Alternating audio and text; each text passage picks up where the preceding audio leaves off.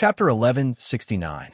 It couldn't be changed, no matter what she did, no matter how much effort she put in, or how infatuated she was.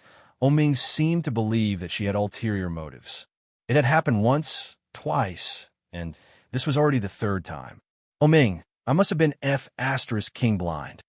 Lily didn't cry. Her eyes were filled with determination and desolation. She looked at the pitiful man in front of her and laughed coldly. Remember what you said today, Oming. From now on, I won't come looking for you again. You better not come begging me. Otherwise, I'll despise you just like you despised me today.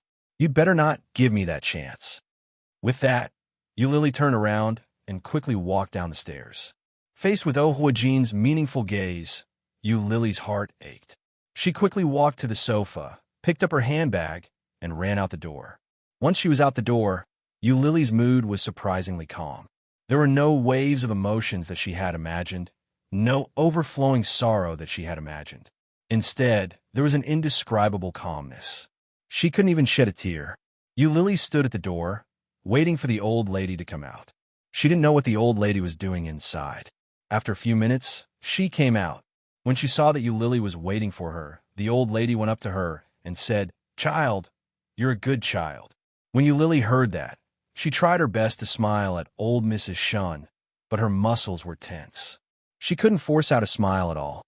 Old Mrs. Shun looked at Lily and reached out to gently push her hair back. If you can't bring yourself to smile, then don't. Let's go back. Okay. Lily lowered her gaze and led the old lady out to hail a taxi.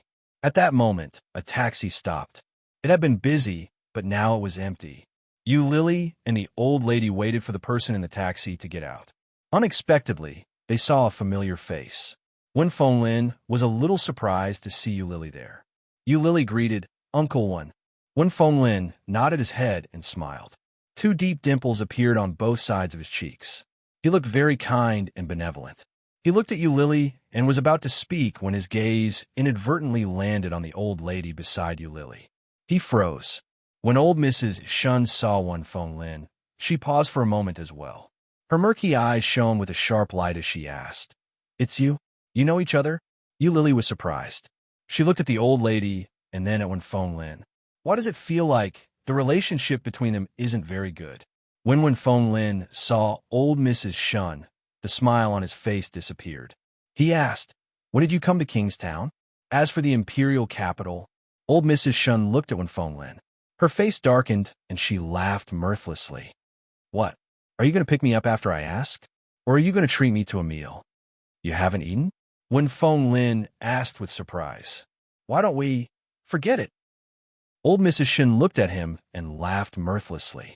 "If you treat me to a meal, I'm afraid my lifespan will be shortened." With that, she pulled Lily to open the door of the taxi and said, "Lily, let's go."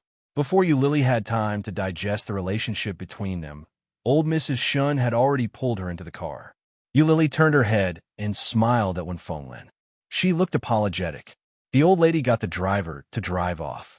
Wen Fenglin watched as the taxi drove away. His eyes were cold and desolate. Chapter 1170. The taxi quickly disappeared. Wen Fenglin turned and walked back to the O residence. He pressed the doorbell, but it took a long time for the person inside to open the door. The person who opened the door was Xiao Ziqing. Her eyes were red, and she looked very sad. When she saw Wen Fenglin, she started yelling, "You said that Lily was a good child. Do you know what that woman did? She hit my son. She made my son's face bleed. You, an old must be blind. This kind of woman, sob. He couldn't continue and said, "We must hurry and persuade Xiao to go to the hospital. He lost so much blood. I hope he doesn't get sick from the beating." She quickly led Wen Fenglin up to the second floor. When they got there, they realized that the door was locked from the inside. Xiao Ziqing knocked on the door, but there was no response. Inside, Oming was lying on the bed. Jin was looking at him from the side. His gaze was deep. His eyes were the same as Oming's, and they carried a penetrating sharpness. He looked at his son on the bed and said meaningfully, "You've grown up. There are many things that parents shouldn't interfere with, but what you did today was too much. You were the one who provoked her, and now you're the one who insulted her. Why did you do that?" Oming didn't open his eyes when he heard that. In a muffled voice, he said, "You don't like her, do you? Now that I've broken up with her? Shouldn't you be happy? That's the only reason? I thought you said that to chase her away because you didn't want to hold up this child's future." When Ohwajin said that, he kept his eyes on Oming. Indeed, when he saw Oming's desolate expression, he knew he was right. The child's temperament was like his. Ohwajin had probably thought it through. However, even if it was him, it was impossible for him to say such hurtful words. Just as Eulili had said, it would be difficult to salvage the situation in the future. This child really didn't leave any way out for himself. "You'll regret it," Ohwajin said bluntly. When Oming heard that, the regret in his heart had already swept over the sky and the earth. Yes, he would regret it. Oming was already very, very regretful. But could he regret it? Was there any room for regret now? Eulili was still young, only 25 years old. Such a good girl shouldn't spend the rest of her life on a cripple. Even Oming himself couldn't see a future for him. He couldn't afford to gamble. His head was getting dizzier and dizzy. He felt as if his head was being crushed by something, and his cheeks were hot. But Oming didn't dare say it out loud. If he complained that he wasn't feeling well, Xiao Ziqing wouldn't let Eulili off. But now, Oming couldn't help it. His head hurt, and gradually, everything around him seemed to be getting further and further away. Eulili took old Mrs. Shen out for dinner. When they returned to the hotel, they saw Shanjilia sitting on the sofa eating beef noodles with a resentful look on his face. When he saw them coming up, he glared at Eulili and then continued to eat. He said with jealousy and hatred, "You two went out to play without me. You are so mean." Chapter 1171. When Shanjilia heard that, he turned his head away with his bowl of beef noodles in his hands. After Eulili sat in the hotel for a while, Shanjilia suggested taking old Mrs. Shun to the nearby park and plaza that were very Kingstown style. As the host, Eulili naturally introduced them to a lot of local customs and stories. After walking around, it was not until 2 in the afternoon that everyone felt hungry. After finding a place to eat, they played for the rest of the afternoon. It was not until dark that they returned to the hotel to rest. After dinner, Eulili said she had to work and went home after saying goodbye to old Mrs. Shun. Eulili took out the key and opened the door. When she entered and saw the familiar furnishings, her originally tense mood suddenly relaxed. Home. Finally home. Although there was no so-called family or relatives in this home, it was the only place in the world where she could find a sense of security. It was good to be back. Eulili found herself a set of pajamas and then went into the bathroom. When the hot water sprinkled down from the top of her head, Eulili's body relaxed even more. After taking a shower and washing her clothes, Eulili applied a facial mask that she was usually reluctant to use. After sticking it on her face, she turned on the digital screen and held a pen to find a way to draw. As she drew, half an hour passed without her knowing it. It was not until the phone alarm rang that Eulili suddenly woke up. It was already 10 o'clock in the evening. It was time to sleep. Eulili washed off the mask, then turned off the digital screen and lay on the bed. However, she was not sleepy at all. For the whole day, she felt as if something was hanging in her heart. It was like there was a dry fountain in the middle of an empty square. However, all of a sudden, the water at the bottom of the dried-up fountain suddenly gushed out continuously. Late at night, it was as cold as water. The loneliness buried in the deepest part of the human heart was always the easiest to quietly overflow in the middle of the night when one was alone and silently penetrate into every cell of one's body. Meticulous turbulence was pervasive. Sorrow seeped into the heart and grew clusters of flowers, brightly facing all life. But in fact, no one could know that, in fact, watering this brilliance was actually fragile loneliness. One day, this loneliness would no longer be able to support this brilliance, and it would slowly rot from its roots. Then it would fall inch by inch, and it would no longer be the same as before. If you don't want me, I'll kill you and then kill myself. Tears fell silently from the corner of her eyes. Eulili looked at the ceiling with a calm heart. However, there was an inexplicable sourness and pain. It was just a joke. How could she bear to kill him? There was no way she could do it. It was as if there was a blunt awl hammering deep into his heart, causing him a dull pain. Lily turned over and covered her face with the quilt. The hot and humid feeling quickly covered her face. Breathing became more and more difficult, and Lily was unwilling to raise her head. Her throat became more and more stuffy, and the hot and humid feeling stuck to her face and the quilt. In the end, he couldn't help but raise his head abruptly. Fresh air entered his nose, and the cool air made him feel refreshed. Lily was breathing heavily. She didn't know if it was because of suffocation or something else, but her vision was blurred. He couldn't see anything. Chapter 1172. It was quiet all around. Only the sound of the heartbeat machine could be heard. After some time, there was a commotion all around. Oming frowned. The white light from his glasses stung his eyes. If he doesn't get better, it's hard to say when he will get better, but this situation is not uncommon. He may get better in a few days, or he may not get better for the rest of his life. You family members have to do a good job of counseling the patient. Oming couldn't hear what was said after that. He fell into a deep sleep. When he woke up again, it was still dark. Beep, beep, beep. The heartbeat on the electronic electrocardiogram was steady and rhythmic. Oming's heart suddenly jumped. The electrocardiogram fluctuated, but it quickly returned to normal. Lily was awakened by the doorbell. Lily had no idea when she had fallen asleep the night before. Her phone hadn't been charged the night before. When she went to get it, it was turned off. When she opened the door, it was old Mrs. Shun and Shun Julia. Lily had expected it, so she let them in before going to freshen up. The moment she entered, she realized that her eyes were swollen like two walnuts. Those eyes, I can't even look at them. She quickly applied them. She didn't know if it was a psychological effect or if she really felt better. She looked left and right and walked out. Shun Julia and old Mrs. Shin acted as if they hadn't seen her. When they saw her, they suggested, "Lily, there's still a few more days before you start work, right? Do you want to go out with Grandma?" Go out with old Mrs. Shun? Lily didn't think it was appropriate, but when she saw the old lady's expectant gaze, she asked, "Where? How about Fujian? I heard that there are a lot of interesting places in Fujian. Moreover, there are many beautiful women there. Let's ask the youngest to drive us there. Anyway, Kingstown is not far from there. We can chat while taking the car there. We can also find a place with beautiful scenery to have a picnic. What do you think?"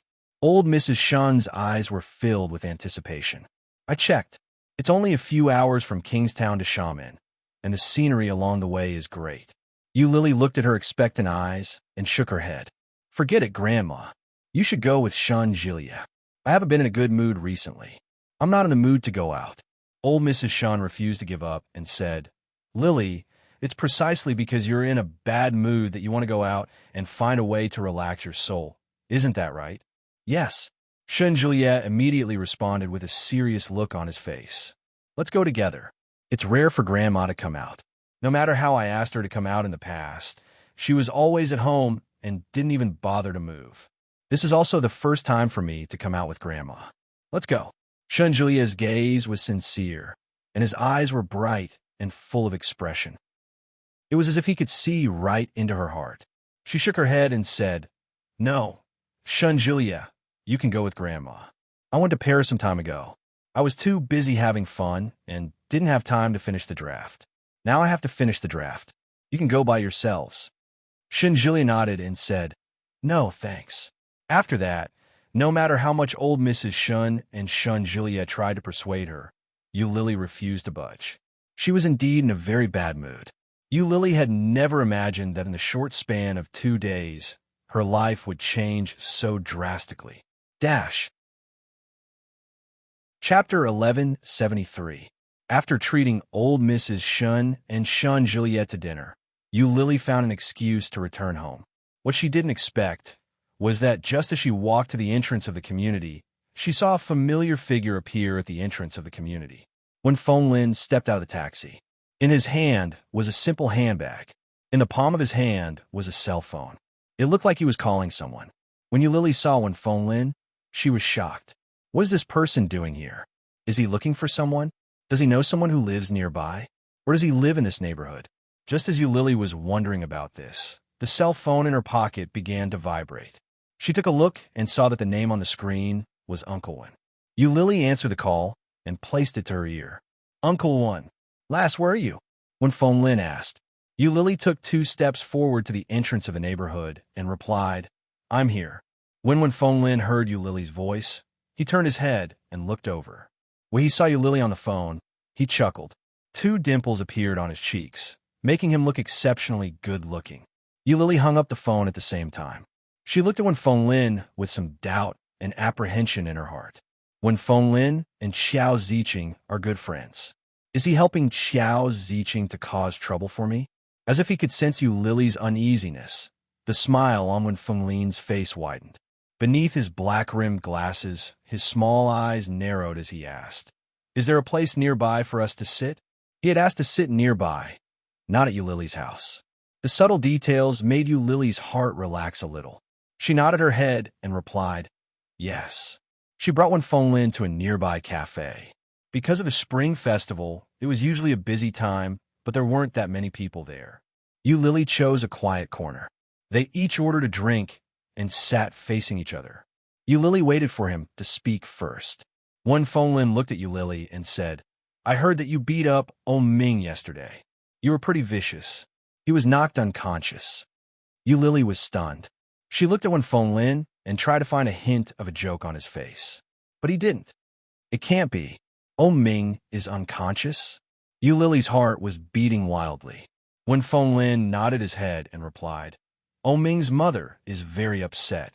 I think it's best that you go visit Ming. He's not in a good state right now. If you can stay by his side, his condition should improve. After all, to Ming, Eulili's status was very, very special. Just like how he was like Siener in the past. Phone Lin believed that their relationship was deeper than his and Siener's. Eulili's hands were under the table, and her palms were tightly twisted together. At this moment, it was as if a raging fire had been set ablaze in her heart, causing all the determination in her heart to vanish in an instant. Shall we go and see him? He didn't seem to be in a good state.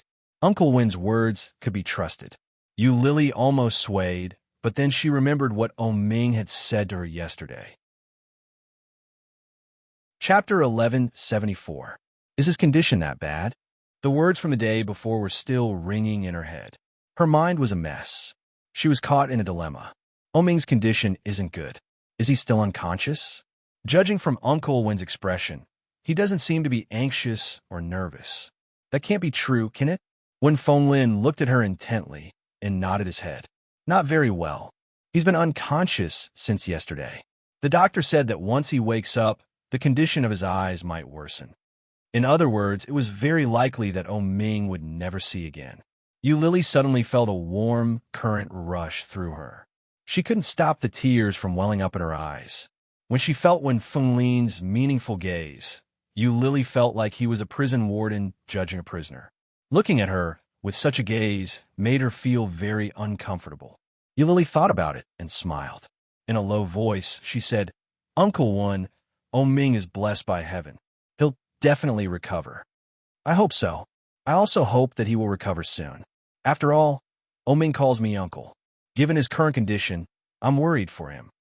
Phone Lin looked at Eulili and continued, The reason why I came to look for you is that I hope that Ming will regain consciousness sooner. To be honest, Ming's mother didn't allow me to look for you. She feels that you're the one who caused her son to become like this.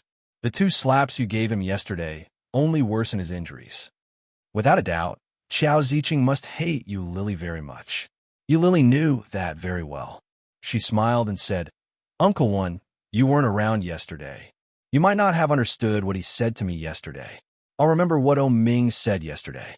If anything happens to Ming in the future, I hope that you won't tell me. It's none of my business. Furthermore, she was afraid that after hearing about Ming's condition, her heart would soften and she wouldn't be able to control herself. You won't be able to let it go. Phone Lin's words hit the nail on the head. He looked at Eulili with a smile on his face. This child of yours is very similar to someone I used to know. Is that why he's treating me so well? Eulili seemed to understand something but she didn't say a word. The drink that she had ordered was served. Lily didn't touch it. She looked at Wen Fenglin and stood up. Uncle Wen, thank you for coming to tell me today, but I won't be going. I have something to do. I'll head back first. As he spoke, he was already walking out of his seat. His heart felt like it was being clenched tightly. Wen Fenglin looked at Lily in astonishment. Before coming, Wen Fenglin had thought of countless possibilities, but he hadn't expected Lily to reject him outright. Lily's attitude was beyond Wen Fenglin's expectations. What Wen Fenglin hadn't expected was that Lily's actions would earn him a sense of admiration. When he realized this, Wen Fenglin laughed bitterly to himself. Wen said. Wen. Little boy, it's not that I don't want to help you. It's just that you've crossed the line, Wen Fenglin muttered to himself. You. Chapter 1175. Lily was a little embarrassed. She cleared her throat and said, I haven't finished drawing yet. It's almost time for the update. If I don't rush the draft, I'm afraid the readers will scold me. You draw as well? Wen Fenglin was a little surprised. This was the first time he had heard of Lily's occupation. Lily was even more embarrassed.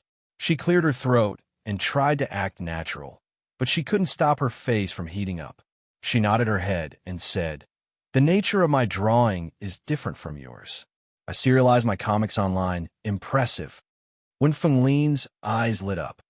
Can I take a look at your comics? Lily was even more embarrassed. I draw shoujo comics. I can't show them to you. That's all right. Comics are also a form of art. They have a story and are readable. They're much better than antiques like us, Wen Fenglin said with a smile. He immediately changed the topic. It's fine if you really can't do it. I'm just a little curious. Oops, Lily had a good impression of Wen Fenglin. Since the elders had already spoken so clearly, it wouldn't be right for her to turn them down again. She thought about it and took out her phone. She opened the Eurasian Comics app and found her work. She opened it and said, This is what I drew. Wen Fenglin took it from her and flipped through it a few times. Lily couldn't see Wen Fenglin's expression. She stood there awkwardly. This was the first time someone she knew had asked her about her work. It was also the first time someone she knew was looking at her comics. Lily had a strange feeling about it. Lily's hair stood on end. She asked, Isn't it a little childish? No, it's very well drawn. Wen Fenglin looked at the drawing style. It's different from the comics I've seen in the past. Yours is more realistic. Why does this male lead look so familiar? The male lead in the drawing was wearing a burgundy suit. His short black hair was the most popular hairstyle of the day. The male lead on the screen was holding a champagne glass. He was squinting his eyes and looking ahead. His features were well defined, and he looked very handsome. However, compared to other comics, Lily's drawing was more realistic. The character in the painting was based on Ming, so of course he looked familiar. Lily laughed dryly. Just as she was about to say something, she realized that Wen Fenglin had flipped to the page and looked at the title. Love Transaction? The main storyline of the comic was based on Lily's own life. When the title was read, Lily's heart skipped a beat. She quickly snatched her phone back. When she met Wen Fenglin's gaze, she felt a little uneasy. Wen Fenglin merely smiled and replied, I've seen this comic before. It's ranked at the top of the national comic rankings. It's very popular. Someone introduced this comic to me in the hopes that I would give it a chance to promote it. I haven't had the time to check it out. I didn't expect the artist to be you. Lily was stunned. She was secretly shocked by Wen Fenglin's words. So, the Eurasian comic had actually gotten Wen Fenglin to recommend it? Wen Fenglin's reputation in the country was not to be underestimated.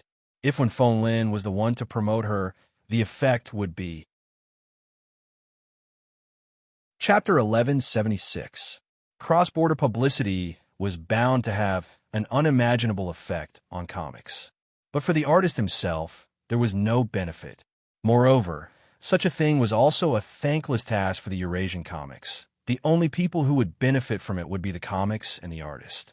The more Lily thought about it, the more she realized something. It was Ming. Eurasian Comics was his company. He must have known about her work and her career. Ming must have gotten his men to help her with the publicity. That way, Once Yu Lily's reputation was established, her future would be smooth sailing. But something like this had happened to Oh Ming. Wait a minute. If Oh Ming was willing to do that for me, then he must be serious about me, right? Yu Lily didn't believe that it was simply because I was his girlfriend or a mistress. If he was sincere, then why did he say those things the day before? It wasn't just the day before. It was the last time, and the time before that. Yu Lily felt that she didn't understand him. In other words, she had never understood this man before. This man's mood swings were unpredictable. All along, he had been overbearing and arrogant. He never explained what he was thinking, and no one could understand him. Uncle One, when did I get you to do the publicity for me? Probably last month. I was in Fujin at the time, and the people from Eurasian Comics came to talk to me. Yu Lily nodded her head. The fire that had been burning in her heart slowly died down. Times had changed. The Oh Ming now was no longer the Oh Ming of last month. Yu Lily smiled at Wen Fenglin and nodded her head. I see. Uncle Wen, please sit here for a while. I'll go up to rush the draft. A serialized drawing can't be delayed for too long. Otherwise, it'll lose popularity. All right, go ahead. When Fenglin nodded his head, Yu Lily turned around and left. When Yu Lily got home, she held the stylus for a long time. Her mind was a mess. Sometimes it was Wen Fenglin's words, and sometimes it was old Mrs. Shun's. Sometimes it was Oh Ming's and Xiao Ziqing's voices. Frustration. Oh Ming isn't in a good state. Not in a good state? How bad is that? The people from Eurasian Comics came to me to talk to me. It was hard to estimate the amount of funds and costs required to hire such an artist for publicity. Such a man who treated her like this. Yu Lily's hand holding the pen slightly shrank, and she imagined Oh Ming's current posture. What did he look like now? Suddenly, his cell phone rang. The sudden tremor made Yu Lily's heart skip a beat. The stylus fell to the ground with a clatter. The caller ID showed, Old Madam Shun. After Yu Lily calmed down a little, she answered the phone. Old Mrs. Shun was just bored, so she called the nag. Yu Lily chatted with her for a while before hanging up. However, after hanging up the phone, the desire to see Oh Ming in her heart became even stronger. She wanted to see him, She wanted to see him. The final divorce, the first love. Chapter 1177. Coincidentally, when Fenglin had a few documents and other matters to attend to, he sat in the shop for a while. When he was done, he stood up to leave. As soon as he stepped out of the shop, he saw Yu Lily standing at the entrance of the estate, waiting for a taxi. A taxi was coming her way. Yu Lily quickly stopped it and got in. When Fenglin looked at her and knew where she was going. Watching the taxi from afar, when Fenglin couldn't help but laugh. What a hypocrite. She was just like her. Wen Fenglin's eyes darkened as he thought of the woman in his memories. By the time Yu Lily reached the hospital in a taxi, it was already half an hour later. On the 5th day of the Lunar New Year, there were fewer people at the hospital than usual. Oh Ming was considered half a public figure. If she asked directly, the receptionist wouldn't tell her where Oh Ming was. Yu Lily went in and walked to the VIP ward area with ease. The Oh family had a habit, nostalgia. They would probably still be staying in room V8. As Yu Lily walked in that direction, she decided to take a gamble. She didn't expect to see Oh Ming's ward when she got closer. However, as soon as he got closer, he heard voices coming from inside. That woman is so evil. Not only did she hurt you like this, she even hit you yesterday. Xiao Ziqing's voice was sobbing. She sounded sad and full of hatred. Xiao Ziqing had never had a good impression of Yu Lily, especially after Yu Lily had hit her son the day before. Xiao Ziqing felt that the woman was despicable. She has ulterior motives and deserves to be punished. When Yu Lily heard Xiao Ziqing's voice from outside, she stopped in her tracks and stood at the door. Oh Ming didn't say a word. Xiao Ziqing continued, I don't care if what you said yesterday was true or false. Since you broke up with her, it's best if you don't contact her again. I've already listened to you and blacklisted her number on your phone. I've also deleted the speed dial. From now on, just pretend that this woman never appeared. I've already listened to you. Did Oh Ming ask Xiao Ziqing to do that? It turned out that Oh Ming was not only like this in front of her, but also in front of his mother. A blind person who couldn't see anything let others put her number into the blacklist In that case, she would never be able to contact him again. It was impossible for a blind person to pull her number out of the blacklist. As for the others, it was even more impossible for them to help him pull it out. Eulily stood at the door and felt like a fool. Eulily's heart ached, and her original idea of going in disappeared. She didn't want to go in anymore. However, at the same time as she turned around, a low voice came from inside. It was muffled, but it seemed to reach in her heart. Yes, it was Ming. Eulily's heart was like a wisp of dry straw floating on a charcoal fire. When it came into contact with a fire, it instantly burned into ashes and scattered. It seemed that Xiao Ziqing really hated him. Since ancient times, it was impossible to be loyal and filial at the same time. Chapter 1178. At that moment, she felt like a drowning dog. She couldn't describe how miserable she was. She wasn't in front of them, but the feeling was as strong as ever. She walked away faster and faster. She lowered her head and didn't even dare to look back. She walked away quickly. In the ward, Xiao Ziqing was surprised by Ming's answer. She asked, "Really? You promised me?" Ming's eyes were empty, and he looked ahead without any focus. At first glance, they looked like the eyes of those imitation dolls. "You're my mother. I'll do whatever you say. Anyway, I don't have the slightest choice in front of you, do I?" Ming stared blankly ahead, and a bitter smile hung on his lips. He looked a little helpless, but at the same time, everyone could clearly feel that he was sad. Xiao Ziqing was taken aback when she heard this. For a moment, she didn't know what to say. After a moment of silence, Xiao Ziqing asked, "Are you still blaming me? You are my mother. I dare not blame you," Ming said. However, when these words were heard by others, it was even more chilling. Xiao Ziqing's heart skipped a beat. She looked at Ming and said earnestly, "Mom is doing this for your own good. What's so good about that woman? Why do you insist on having her? Do you want her to kill you before you can give up? You are my son. I will never harm you." Yes, it was all for his own good. She was his mother. How could she deliberately harm him? But it was this kind of love and kindness that made his head hurt. They were all doing this for his own good. Why should he not listen? They were all doing this for his own good. So his own choice would also be completely taken away, not even leaving a single shred of it. Everything was for the sake of that honorable banner. It was for his own good. The bitter smile on Ming's face widened, and he said, "I know. Anyway, I'm blind now, and I don't want to hold her back. It's good to let her go. If we break up, she can find someone better. There is more than one man in the world. But in this world, there was only one Eulily." Ming lay down, pulled up the quilt, and lay on his side. When Xiao Ziqing heard this, she felt that Ming was even more stubborn. Looking at Ming lying on the bed, she was so angry that she stomped her feet. At the same time, she was so distressed that she didn't know what to say. Looking at her son for a long time, Xiao Ziqing actually didn't know whether what she was doing was right or wrong.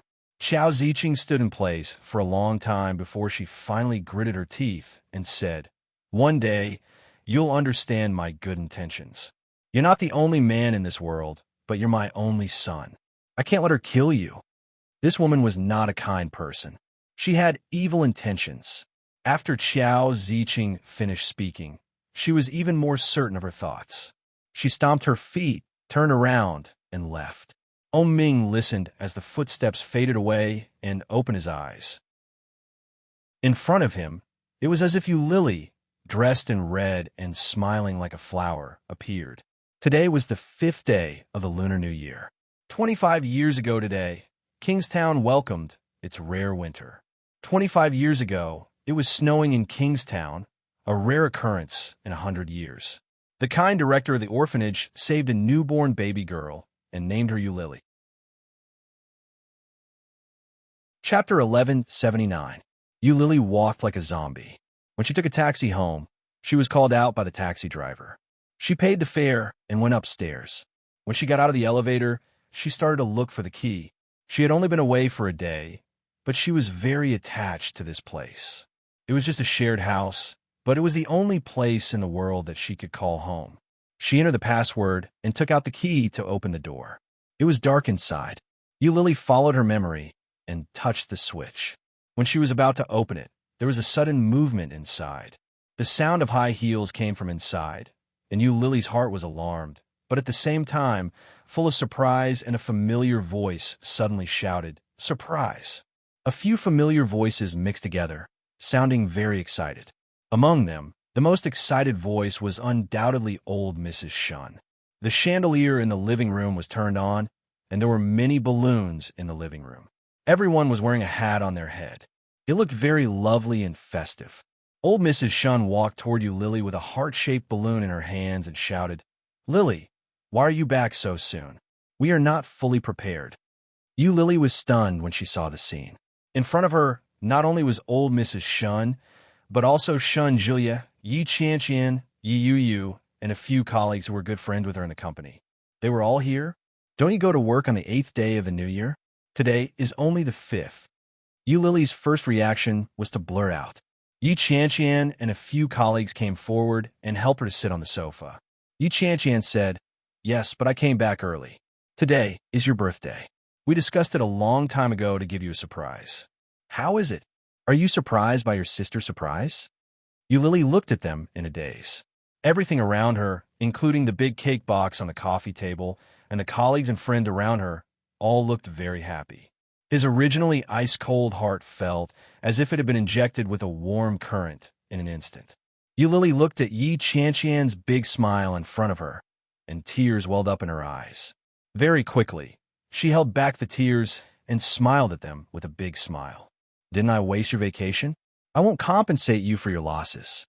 Yi Qian took out a hat and put it on her head. She glared at her and said, "If you don't compensate me, I'm still hoping that you'll take us on a vacation." "You want to travel?" "Yeah, I heard all about it."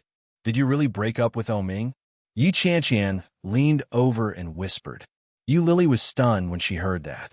When Yi Qian saw the expression on Lily's face, she knew she was right. Before Lily could react, she immediately said, "Well done. You shouldn't miss something like that. Look at Shun Jia. He's handsome, rich, and a psychiatrist. His mental fortitude is impeccable. Why would he give up a field of flowers for a pile of cow dung?" Lily's eyes widened. Yi Qian's metaphor was not polite at all. Lily's lips twitched. This was the first time she had heard someone compare Oming to cow dung. Chapter 1180. In front of her, Shun Julia's bright smile appeared and waved at Lily. Lily glanced at him and was speechless. She turned back and said, "Don't pick the wildflowers on the side of the road." Yi Qian burst out laughing, and Shun Julia's face fell. He said with some resentment, "How did I become a wildflower? I'm better than many people." "That's right. You're much better than your previous ex-boyfriend." Yi Qian snorted. Thinking of the last time she was drunk and lying in the living room all night, she wanted to slap that man. What kind of man is he? He doesn't care about women at all. Doesn't he know how to cherish women? Doesn't he know how to help women back to their rooms? It wasn't easy for her to lie on the cold floor all night. Although the other two colleagues didn't know what kind of person Oming was, Shun Julia was indeed very good. Hearing Yi Qian's words, they immediately seconded. "That's right, Lily. Shun is a good person. He is handsome and has good qualifications. What do you want? What does your ex-boyfriend look like? Do you have a picture? His qualifications are definitely not as good as Shun's, right?" Shun Julia was from the capital. If Lily married Shun Julia, she would definitely become a resident of the capital. Such a thing would start to change fundamentally. If such a good thing happened to them, they would definitely agree without hesitation. Maybe they would force themselves on her, and then the rice would be cooked. Then, wouldn't it be natural for them to marry him and become a resident of the capital? Although the local residents of Kingstown were also very good, they were still inferior to those in the capital. Lily knew what they were thinking, so she decided to ignore them. Shun Julia quickly said, "Since Lily is back, let's do it this way. There's no need to prepare anything else. Just sit down." That manner, that posture, impressively, was like that of a male master. Yi Qian couldn't help but look at Shun Julia and secretly gave him a thumbs up. "Good guy, he's so thick-skinned. I like it." Shun Julia pretended not to see Qian's eyes and asked the other two colleagues to sit down. Then he opened the cake box. The cake was huge, huge, huge. Old Mrs. Shun's eyes lit up as she looked at the huge cake. When Lily saw the cake, she was even more stunned. It was a strawberry cake. The whole cake was densely covered with strawberries. Apart from the strawberries, there were also chocolate decorations. It looked very fragrant, very delicious. Juliet began to insert and light the candles. There were exactly 25 of them. It seemed that every year on her birthday, the people around her would change. But none of those years had given her such a warm and pleasant surprise. Even Ming hadn't given her such a feeling. After Juliet lit the candles, everyone urged Lily to make a wish. Lily chuckled, closed her eyes, put her palms together, and said, "I hope so many people will celebrate my birthday with me every year."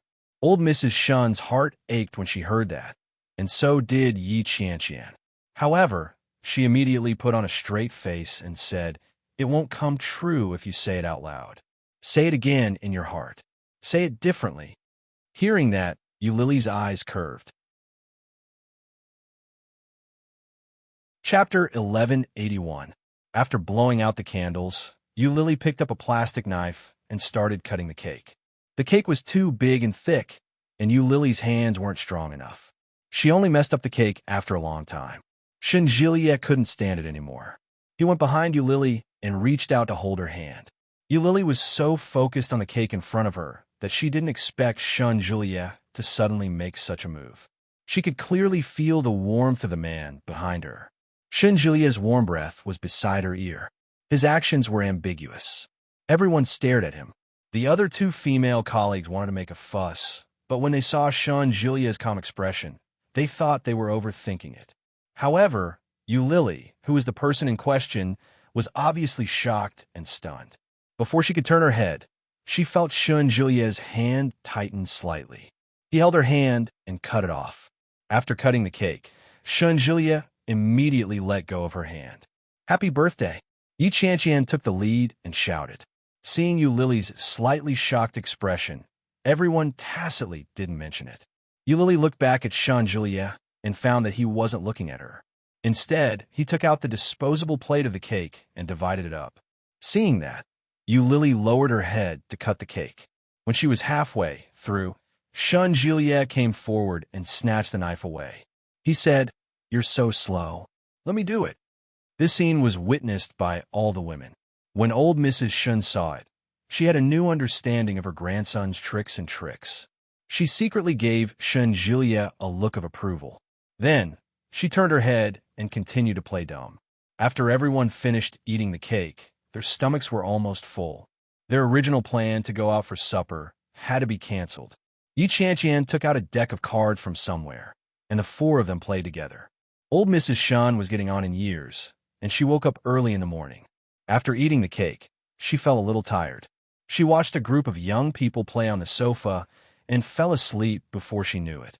Old Mrs. Shun sat behind Juliet, and Lily sat across from them. Seeing the old lady like that, Lily asked Juliet to take the old lady back first. However, the old lady wouldn't wake up no matter how hard she tried. Lily had no choice but to let Juliet carry the old lady to sleep in her room.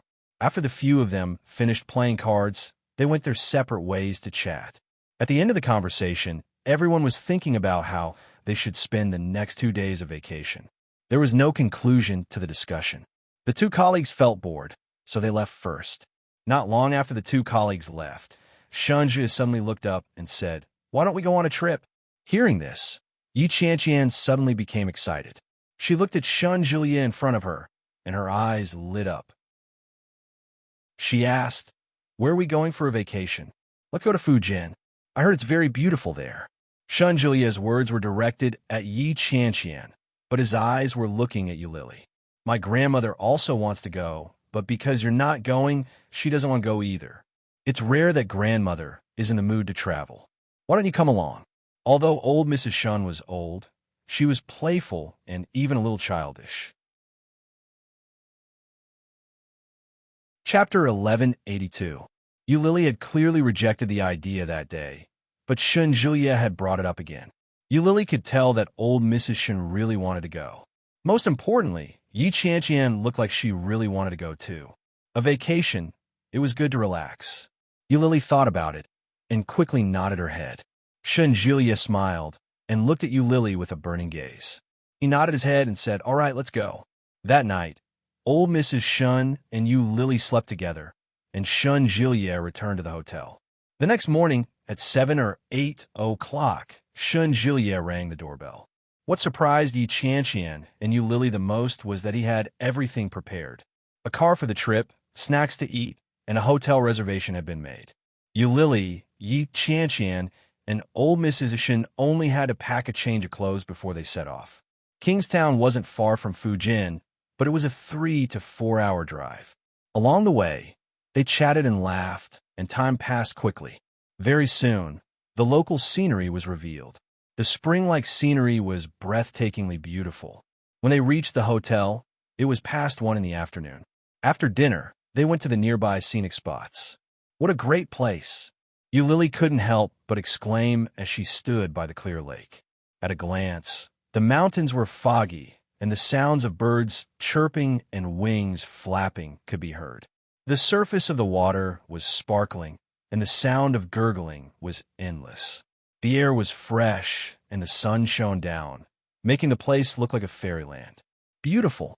It's even more beautiful when the sun rises, old Mrs. Shun said with a smile as she stood behind Lily. Lily looked at the old lady, and the old lady looked back at her. That pair of slightly turbid old eyes looked very bright at this moment. Lily saw her own reflection in the old lady's eyes. Old Mrs. Shun's eyes reddened, and she lamented, "It's not easy to be able to stand here with you. Did you know, Lily?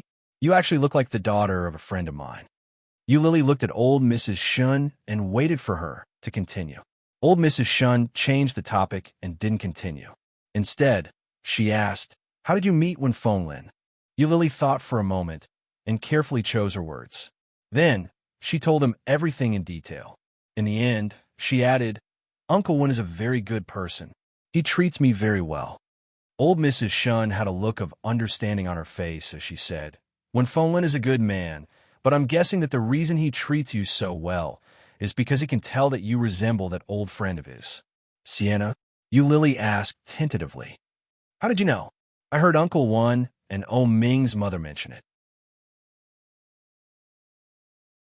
Chapter 1183. Old Mrs. Shun wanted to say something, but stopped herself. She shook her head and said, "It's such a pity for such a good girl. Her health has been poor since she was young. She has kidney problems and heart problems.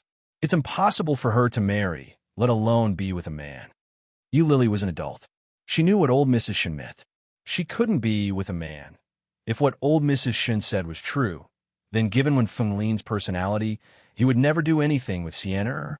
If it weren't for that, I would have suspected that you were Sienna's daughter. Old Mrs. Shun smiled. Her eyes were filled with kindness. "Do I look like her?" Old Mrs. Shun shook her head and said, "You don't look alike, but your charm is similar." As she spoke, she walked to Lily's side and said, "Especially this side of your face. You look very much like Sienna, except that Sienna is fairer than you. It's not your healthy skin tone, but the pale kind of white." Lily could imagine what that must have been like.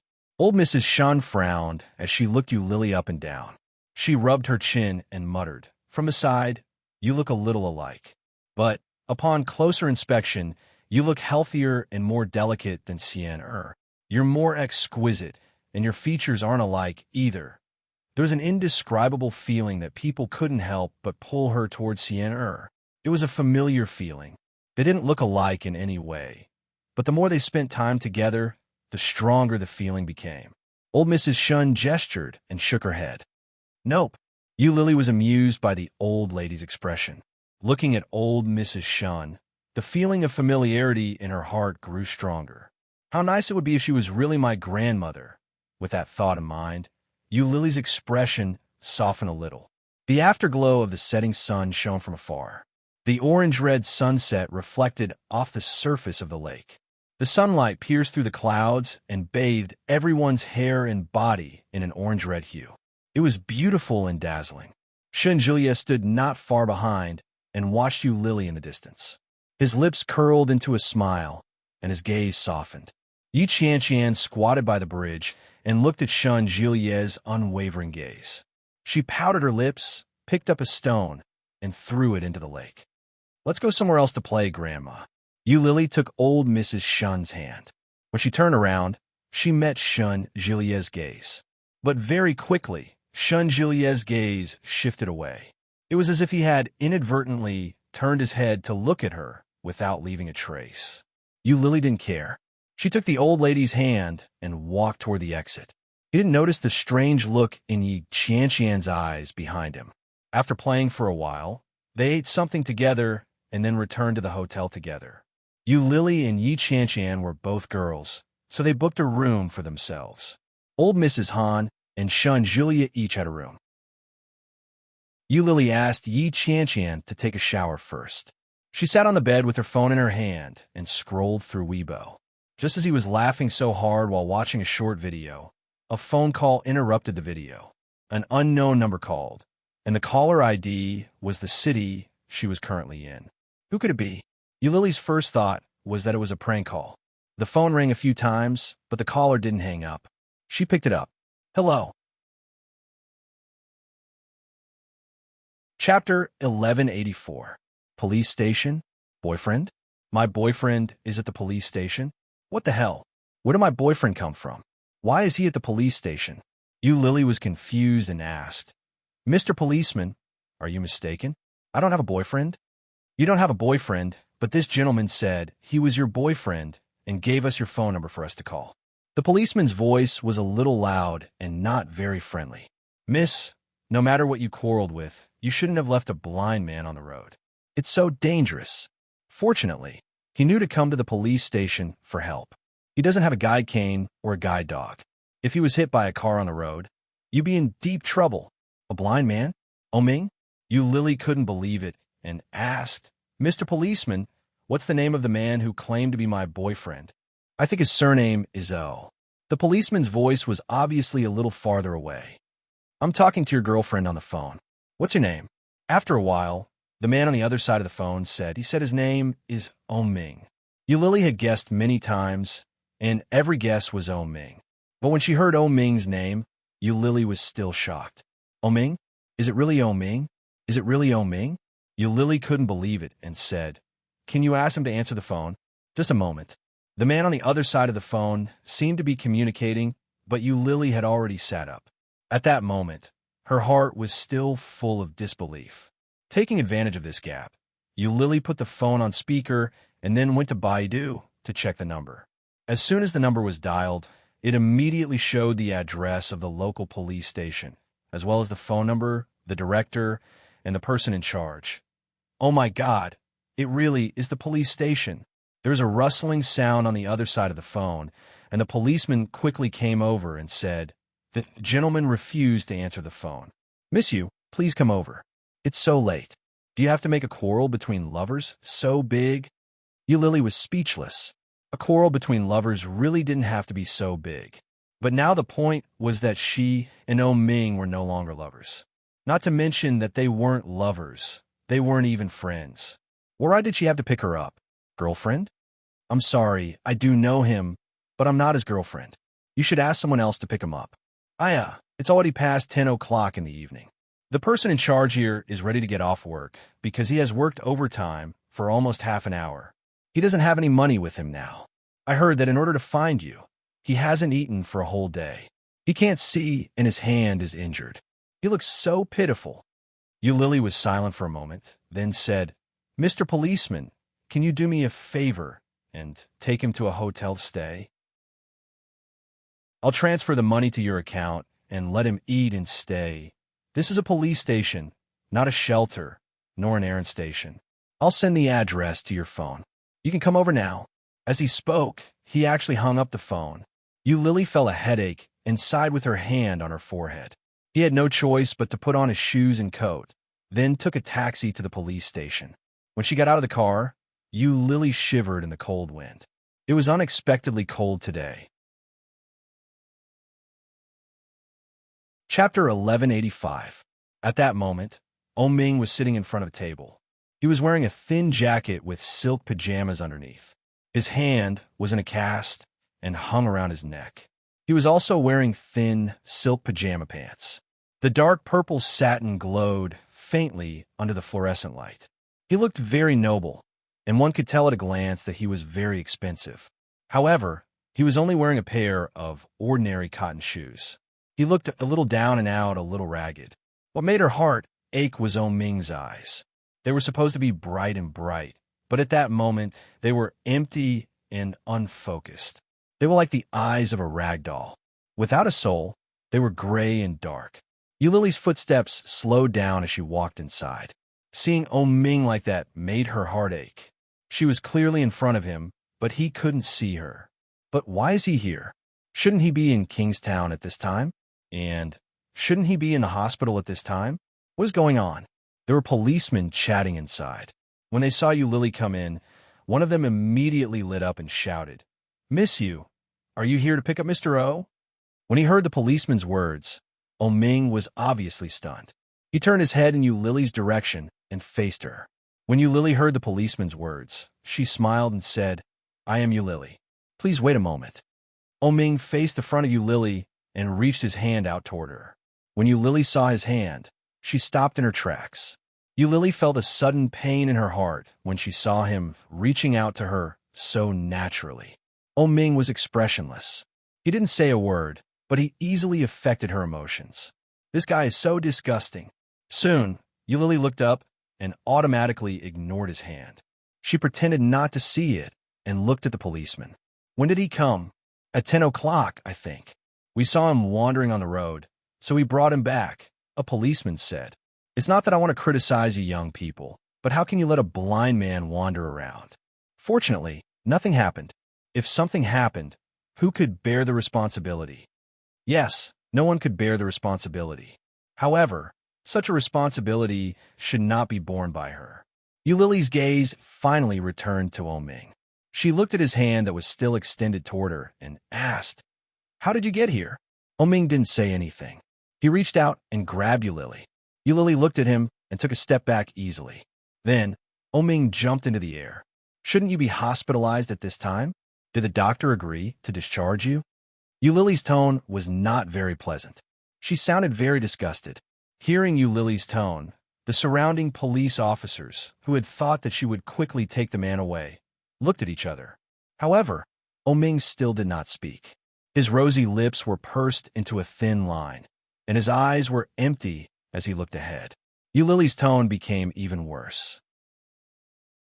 As if she had lost her temper, she roared, "Do your parents know that you came from Kingstown?" Still, there was no answer. Ming was like a mute, refusing to say a word. Chapter 1186. He knew that she couldn't just sit back and do nothing. He knew that she couldn't just leave him be. He was the one who broke up with her first. He was the one who chased her away. He was also the one who was afraid that she would covet his family's money. How could he still come to her so naturally? He didn't even change his clothes. He didn't even bring anyone with him. Yulily could even tell at a glance that the jacket he was wearing wasn't Ming's at all. He was wearing such a thin set of pajamas, and he was looking for someone. Didn't he feel embarrassed? Didn't he feel embarrassed by his behavior? Yulily looked at him with hatred and gritted her teeth. "I'll call your mother and ask her to come pick you up." As she spoke, she picked up her phone and scrolled through her contact list. Who would have thought that Ming would suddenly stand up and accurately slap her cell phone away? The phone fell to the ground. Yulily widened her eyes at the man in front of her.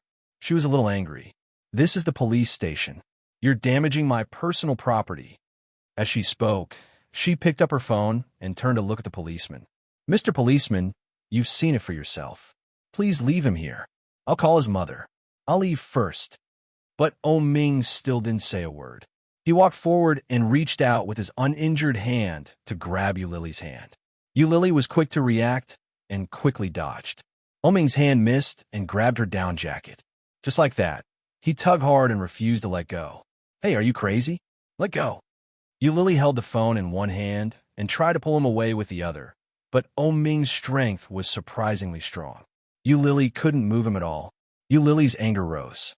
At that moment, She felt that this man was shameless and unreasonable. She raised her phone and smashed it into his palm. Let go! Let go! Let go!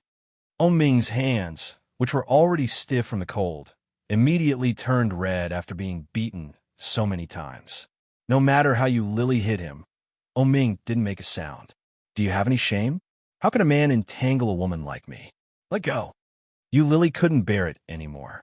She roared and hit him harder. Ming, seeing this, the policeman, who thought it was just a couple quarreling, also felt that something was wrong. They couldn't care less about watching the fun and hurried forward to pull them apart. They warned, "Miss, this is the police station. You can't beat disabled people." Disabled people. These 4 words were even more hurtful. As expected, Lily clearly saw Ming's movements pause. It was obvious that his expression changed slightly. Lily didn't feel happy at all. Instead, she was a little annoyed. She turned her head and glared at the policeman, shouting, "What disabled person? How does such a big man look like a disabled person? You just can't see it for the time being." The policeman was stunned and looked at Lily inexplicably. What was going on? Wasn't he a disabled person? Blind and fractured. However, the policeman immediately caught on to Lily's words and questioned her. Didn't you say that he wasn't your boyfriend? It seems like your relationship isn't ordinary. When Lily heard that, she was speechless. Chapter 1187. Hearing that, Lily subconsciously looked at Ming's hand that had been beaten by her. Sure enough, the back of Ming's hand was green and red. It was hanging by his side, and his eyes were empty as he stood silently. Lily's heart ached when she saw that. Did I hit him? What a sin. But she immediately realized her subconscious reaction, and her heart immediately suppressed that feeling. Damn it, he was asking for it. Why should I feel sorry for him? Why does anyone feel sorry for me? Hey, it's so late, and the weather is so cold. Don't be awkward. It's not easy for everyone. You quickly take her back and make it convenient for us, the police, okay? One of them said to Lily with a cold breath. Lily nodded.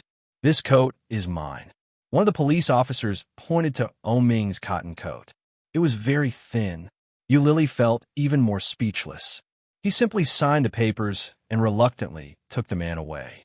Returning the jacket to the comrade, Lily looked at the dark purple satin pajamas that Ming was wearing. Her brows furrowed. Lily took off her long down jacket and draped it over him without another word. Unexpectedly, Ming reached out and finally said, I'm not cold. You can wear it yourself. Bullsh asterisk T. Lily rolled her eyes at him and slapped his hand away. What nonsense are you talking to me for? F asterisk CK. I'm so unlucky to have met you. What he said, the lips of the police officers behind her twitched, and they were speechless. Lily helped Ming put his shirt on. She let one of his hands go through the sleeves and covered him with the other. Then, she carefully zipped up his shirt and put his hat on.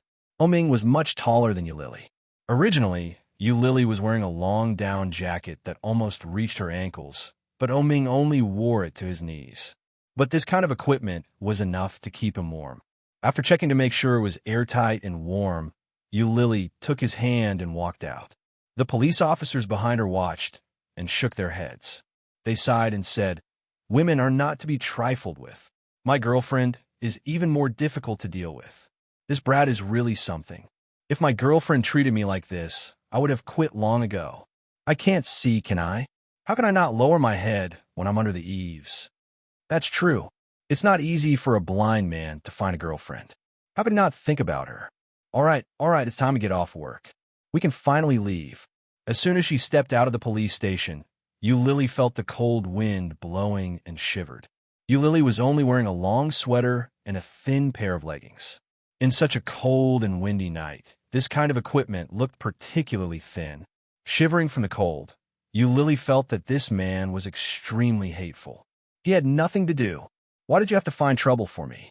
Lily held onto his hand. Her movements were not very gentle as she shouted, Go down the stairs. Don't roll down. Unexpectedly, Ming pulled her over and said, It's so cold. You're still cold dressed like this. Do you know what I'm dressed like? Yu Lily roared. Oming pulled her over and held her tightly in his arms. He said, then let's get warm together. Chapter 1188. At that moment, Yu Lily was touched by his warm embrace. Her heart fluttered slightly. The familiar embrace, the familiar smell, and the familiar person, but it can't be like this. Yu Lily was annoyed, pushed his hand away, and shouted, Are you King sick? Who do you think you are? Why are you hugging me? Disgusting. With that, she pushed Oming away. Oming's eyes were darker, and the street lights were reflected in his eyes. They were still empty and unfocused. Yu Lily inadvertently turned her head and saw the man's loneliness at a glance. Pursing her lips, Yu Lily stuffed his clothes back, pulled his sleeve, and shouted, Follow me down the stairs. Her tone was very bad, very bad. Even Yu Lily herself felt that she was a little too fierce. However, a pair of eyes were staring at his feet, pulling him down step by step. Oming slowly followed her down the stairs. Just after he went down the stairs, he opened his clothes again and pulled her over. It's so cold. Yu Lily had long been shivering from the cold. Suddenly falling into a warm place, she felt comfortable. But clearly feeling the temperature of the man behind her, Yu Lily felt a little uncomfortable. What does this mean? Didn't we break up? What does he mean by hugging me like this? But the weather is too cold, so it will be much more comfortable. Forget it. I can't freeze myself. Otherwise, the loss will outweigh the gain. Yu Lily muttered in her heart, took the blind man to the side of the road, and stopped the taxi. Now that Ming and Yu Lily were in such an awkward relationship, it was certainly impossible to take this guy back to the hotel where she was staying. When she got in the car, she asked, Did you bring your ID card? Yu Lily originally did not have any hope. After all, this guy not only had no money, but also no mobile phone or wallet. How could he bring his ID card? Unexpectedly, Ming really took out a white card. Resident ID card. Yu Lily took the ID card closer to look, and it turned out to be Ming's ID card. Seeing this ID card, Yu Lily was even more suspicious and asked, What are you doing here? Ming did not speak, but slowly unbuttoned his clothes, trying to take them off. Yu Lily saw this, pressed his hand, and asked fiercely, What do you want to do? Take them off. One word, concise and comprehensive. However, the driver who was driving turned around and looked at them with a strange look. Wear it, you idiot. Yu Lily roughly helped him straighten his clothes and turned to the driver. Let's go to a nearby hotel. The driver took a look and asked, What kind of place are we going to? There are many hotels nearby.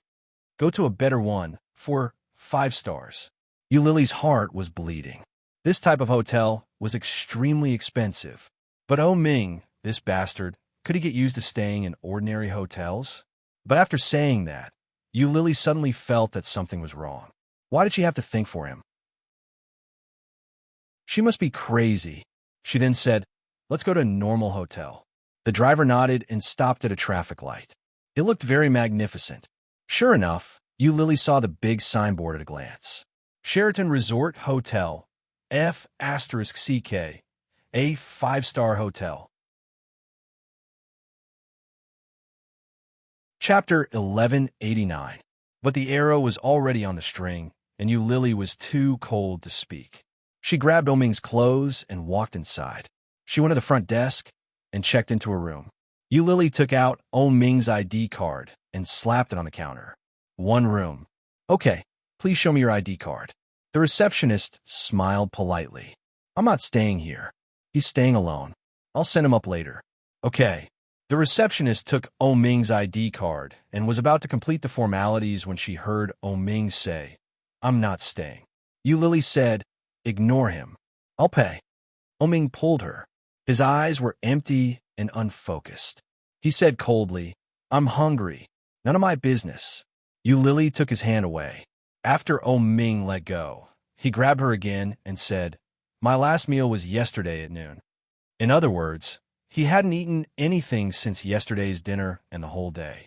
Even a man of iron wouldn't be able to bear such hunger. Moreover, Ming's stomach wasn't good. No wonder he had lost so much weight. His mental state didn't seem very good. Lily felt sorry for him, but she scolded him fiercely. Can't you asterisk king behave when you're blind? Can't you just be a quiet blind man and be obedient? You're crazy. Ming didn't say anything. He tightened his grip on Lily's hand. The heat from his palm seemed to penetrate deep into her soul. Lily pushed his hand away and asked the receptionist, "Do you have food and beverages in your hotel?" "Yes, our kitchen provides 24-hour food and beverage service."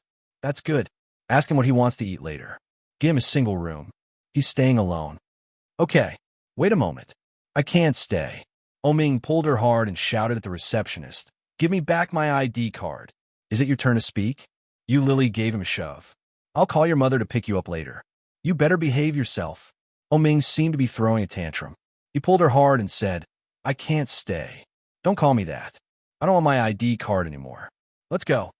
"You're crazy." Lily was furious. She pushed his hand away and shouted, "I think you're not only blind, but also have a problem with your brain. I'm paying for you to stay in a 5-star hotel, and you're still acting like this? You should just stay here and calm down. I won't accompany you anymore." With that, she flung Ming's hand away.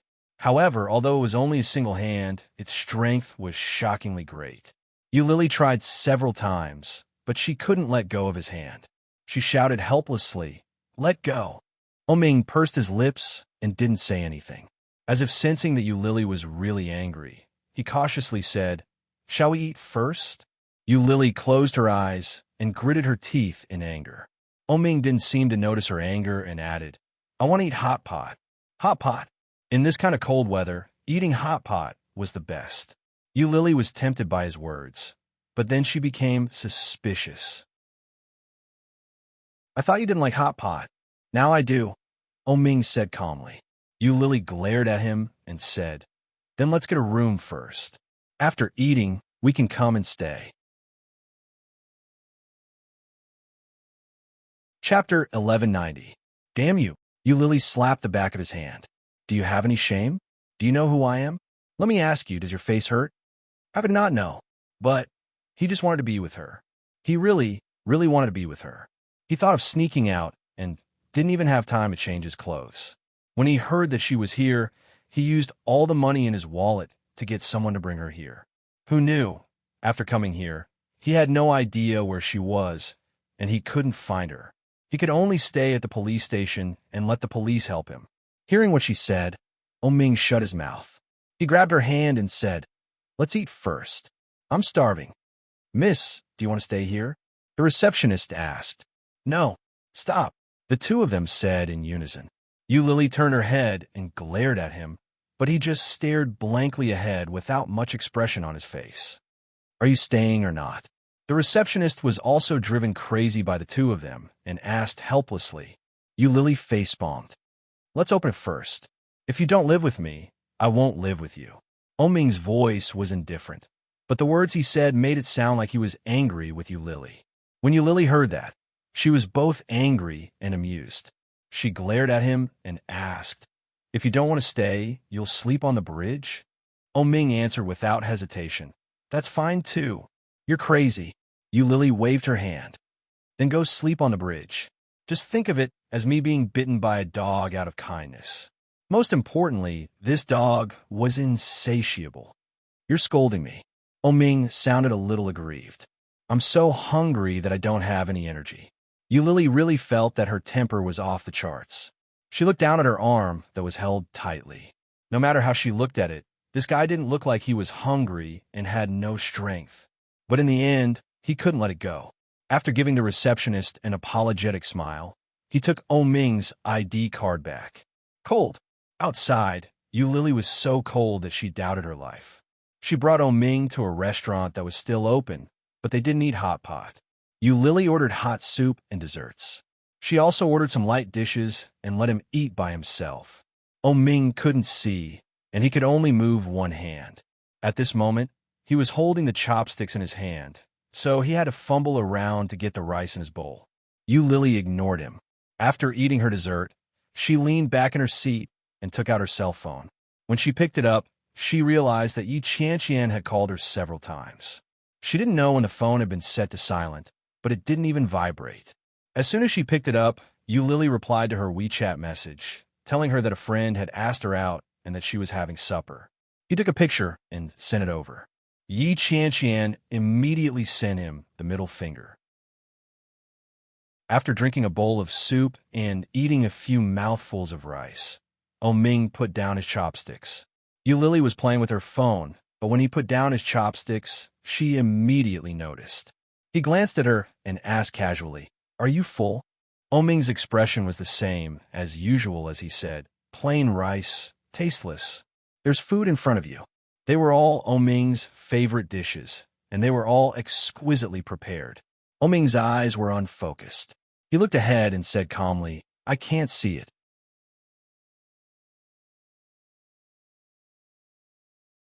Chapter 1191.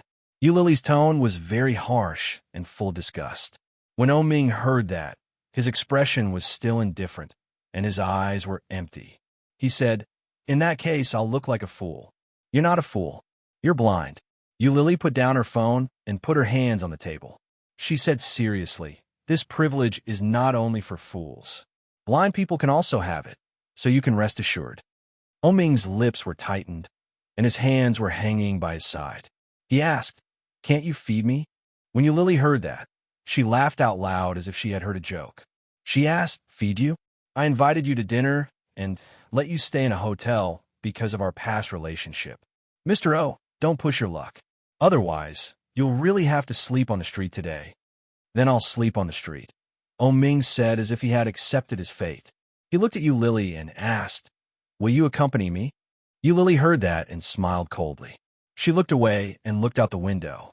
It was very late, but as the busiest area in the area, there were still a lot of people coming and going. The street lights illuminated many people. On the side of the road, a homeless man could be clearly seen lying in front of a clothes shop. "You're down and out, but I'm not. Why should I accompany you?" Yu Lily's voice was indescribably cold. She looked out the window and curled her lips cruelly. She said, "In your current situation, how are you like the Ming of the past? You have no money, you're blind, and you're disabled. You still want me to serve you? Why?" Ming's hands were hanging by his side, and he slightly tightened. His lips were tightened, and his eyes blinked twice, but they were still unfocused and empty. There was no brilliance of the past, no brilliance of the past.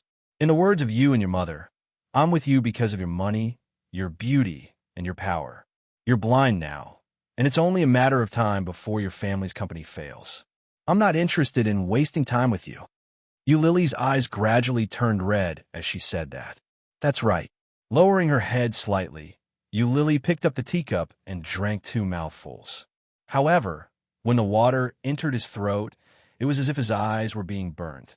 Yu Lily's eyes began to burn uncontrollably, and tears welled up in her eyes silently. Ming narrowed his eyes slightly and said with certainty, "You're not that kind of person." "I am," Yu Lily replied without hesitation. She snorted coldly and ran her fingers through the stray strands of hair on her cheek. Her voice was arrogant and full of pride as she said, "I've been one for a long time. You've already seen through me, haven't you?" His voice was calm and composed, but the watery light couldn't help but spread out. Yu Lily wiped her eyes and laughed at herself. Fortunately, Ming couldn't see it. Otherwise, it would be awkward. She was the one who dumped him, so why was she the one crying? She doesn't like you at all. She just lacks someone to serve her wholeheartedly. You can't just throw yourself at her for nothing. How despicable. When he needs you, you're whatever you say. When he doesn't need you anymore, what do you say you are? Chapter 1192. However, Ming sat in his seat and didn't move. Yu Lily stood opposite him and looked down at him. The man in front of her was wearing a long-down jacket that didn't suit him. One of his hands was hung around his neck, and his lips were tightly pursed. He looked serious. At that moment, he seemed to have heard Yu Lily's words, and his face became even more tense. "I'm hungry," Ming said with a straight face. "Then eat." Yu Lily sat down and looked at the man in front of her. She had no intention of going up to feed him. "I'll wait for you for 10 minutes. Are you in a hurry?" "Yes." Lily said with her eyes wide open. Then I won't eat. Let's go. Ming stood up and groped his way out of his seat. When Lily saw that, she was shocked and quickly asked, Aren't you still hungry? Aren't you in a hurry? Ming asked. I'm in a hurry, and you eat your meal. That's not a conflict, right? When Ming heard that, he calmly said, You don't have time to feed me. I can't eat by myself. Lily was speechless. He's actually so self-righteous. Should I be the one to feed him? She should be the one to owe him? Lily laughed angrily. Ming, how can you be so shameless? When Ming heard that, he didn't continue the conversation and said, Let's go. When Lily heard that, she looked at the exquisite dishes on the table and said regretfully, There are so many dishes, and you haven't even touched a single chopstick. What a waste. Ming stopped in his tracks and turned his head to look at Lily's face. The eyes of the man in front of her were empty and without focus. There was no light in them. Inexplicably, when Lily met his eyes, she felt a little guilty. She knew that he couldn't see, but she felt as if she had been seen through. Annoyed, Lily sat down and picked up her chopsticks. She picked up some food and put it in her bowl. As she ate, she mumbled, Damn be asterisk starred. I ordered so much food for nothing. Lily buried herself in the work. In a place where she couldn't see, Ming's lips quietly raised, but it was fleeting, leaving no trace. Ming fumbled around and sat down again. He sat quietly. When Lily saw this, she was even more furious with this guy. She stepped forward and roughly grabbed his hand, stuffing a spoon into his palm. Then, she put some food into his bowl with her chopsticks and said, Eat it yourself. Ming put the spoon aside, spread out his palm, and said calmly, I want chopsticks. Lily gritted her teeth. She picked up the chopsticks and shoved them into his hand. Ming slowly ate the food in his bowl. His movements were slow, but his chopsticks never missed. He ate for more than 10 minutes. Lily continued to put food in his bowl several times before Ming slowly stopped. Seeing that he was almost done, Lily called for the bill. As soon as she said that, Ming said, I want to eat ice cream. He added, chocolate-flavored. Lily glared at him and said fiercely, Eat until you die. Although that was what she said, she still asked the waiter to bring an ice cream over. After paying the bill, Ming couldn't hold the ice cream because his hands were injured. Therefore, the heavy responsibility naturally fell on Lily's hands. Chapter 1193. It was very fragrant and sweet. Lily liked ice cream, especially vanilla and chocolate-flavored ice cream. Lily used a spoon to scoop up the ice cream and put it into her mouth. She blinked and pulled Ming's arm to hold hers. Then they walked out. Ming's footsteps staggered, but he quickly steadied himself and followed Lily out. As soon as they got out, the freezing cold feeling came back again. Lily held the ice cream in her hand. As she ate it, she shivered and gasped for air. Ming seemed to sense something. He tightened his grip on Lily's arm and asked, Where's my ice cream? Why are you eating ice cream in such cold weather? I'll throw it away if my hand freezes. Lily lied through her teeth as she walked out. Anyway, he couldn't see, and he wasn't the one paying. Lily didn't feel guilty at all for lying to a blind man. However, Lily didn't notice that the moment she said that, Ming's eyes flashed with a smile. Liar. It's true. Lily restrained herself a little and put her hand down. Why are you eating ice cream in such cold weather? You didn't take it with you. You deserve to be thrown away. Liar. Ming repeated this sentence and reached out to touch Lily's hand. Lily quickly put the spoon in the ice cream bowl and let him touch her hand. At that moment, Lily didn't feel guilty at all. She said impatiently, I said I didn't. Are you afraid that I'll take it for myself? Ming's lips seemed to curve as he said, You're very likely to do such a thing. I'm not that kind of person. You are. Lily glared at him and pushed him. Do you mean that I'm lying to a blind man? Am I such a heartless person? With that, she subconsciously hid the ice cream behind her back. It's up to you whether you believe me or not. Let go. Ming's lips curved, but then he returned to his original state. With some regret, he said, I haven't tried eating ice cream after a meal.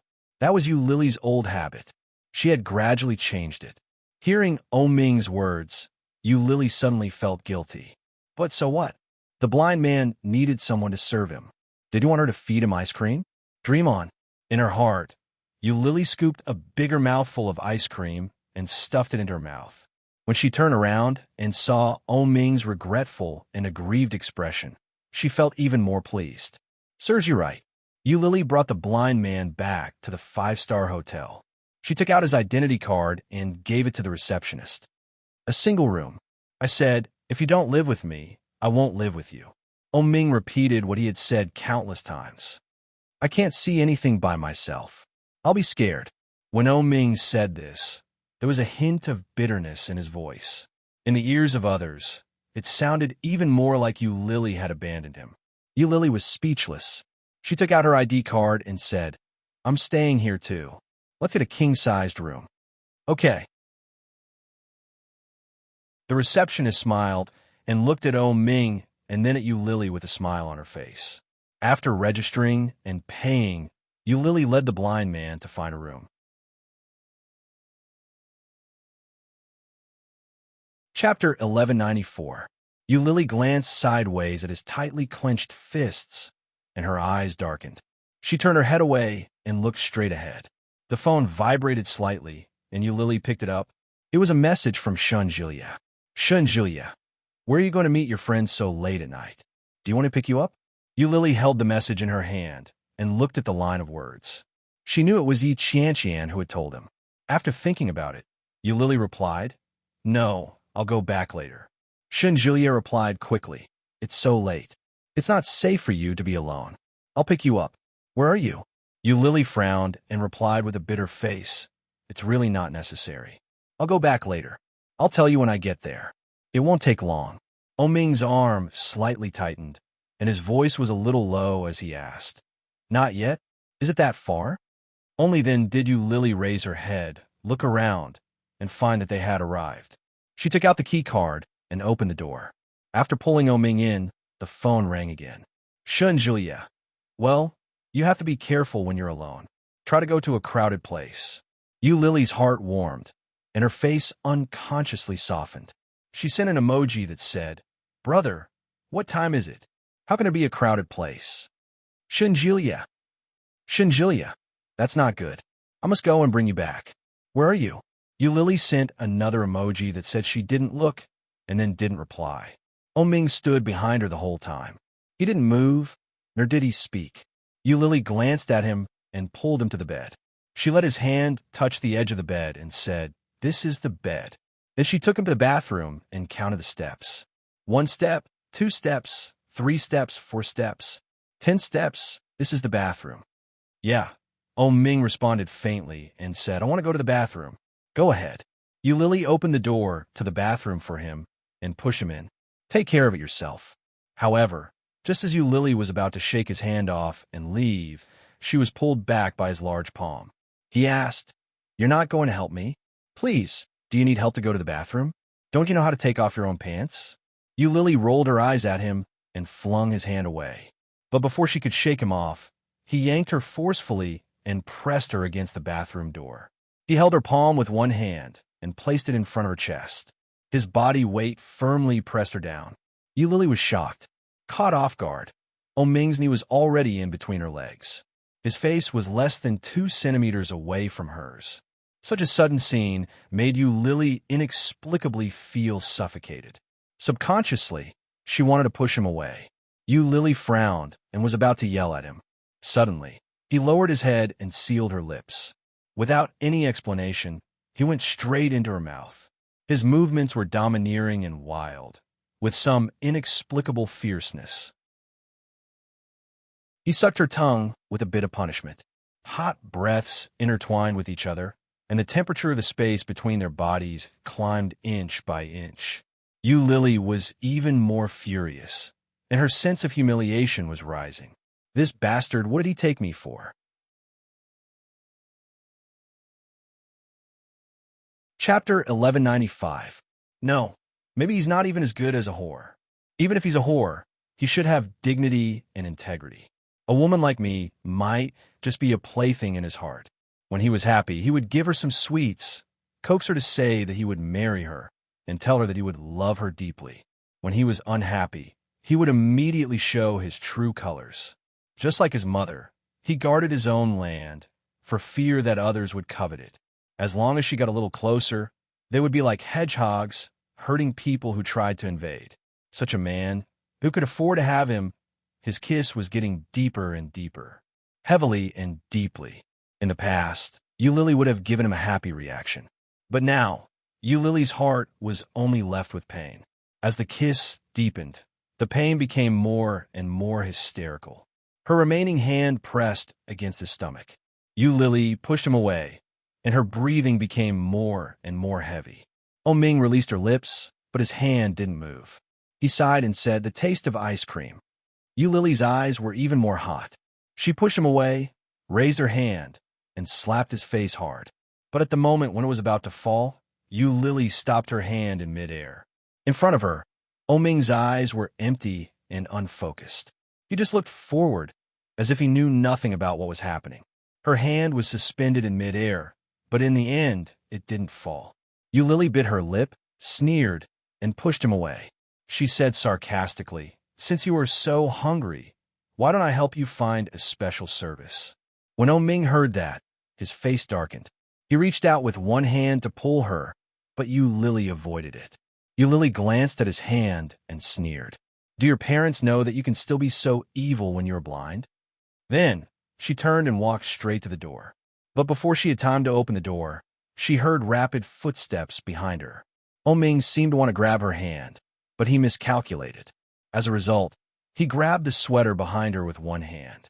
But it was such a grab that Ming's mood obviously calmed down, and he shouted, "Eulili!" With her back to him, Eulili looked at him coldly and stopped to pull his hand away. However, Ming's grip became tighter and tighter. He tugged at her clothes and walked toward her. Eulili straightened her back and pretended to be calm as she turned to look at the man behind her. There was no light in his eyes, nor was there any trace of his usual pride. Ming was like a child who was dependent on an adult.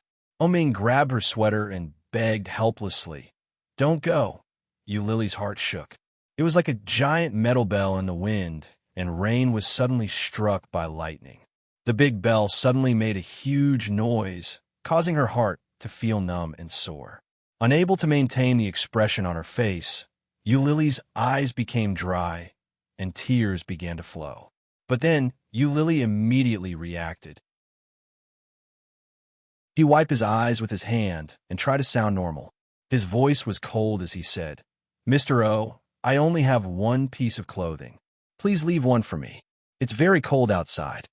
But Ming didn't let go. He begged, "Then stay, don't go." Chapter 1196. Eulili's voice was stiff as she looked down at his hand. She tried to sound calm and said, "Since we've broken up, I don't intend to be entangled with you anymore. If the police hadn't asked me to take you away, I wouldn't have bothered with such a troublesome person like you. Please let go, Mr. O." But Ming didn't speak. He silently grabbed her clothes and pulled them tighter. Eulili pursed her lips, and her voice was a little hoarse. She chuckled and said, "It seems that you really want me to run around naked." As she said that, she started to lift her clothes. Ming didn't expect Eulili to do that. He shouted, "Eulili, what are you doing?" Eulili ignored him. She lifted her clothes and quickly took them off. The cold air suddenly hit her, and she was so cold that she couldn't breathe. Wearing only her underwear, Eulili's footsteps were loud as she walked toward the door. Ming couldn't stand it anymore. He held her sweater tighter and tighter. He gritted his teeth and shouted, "Wait a minute." Eulili stopped and turned to look at him.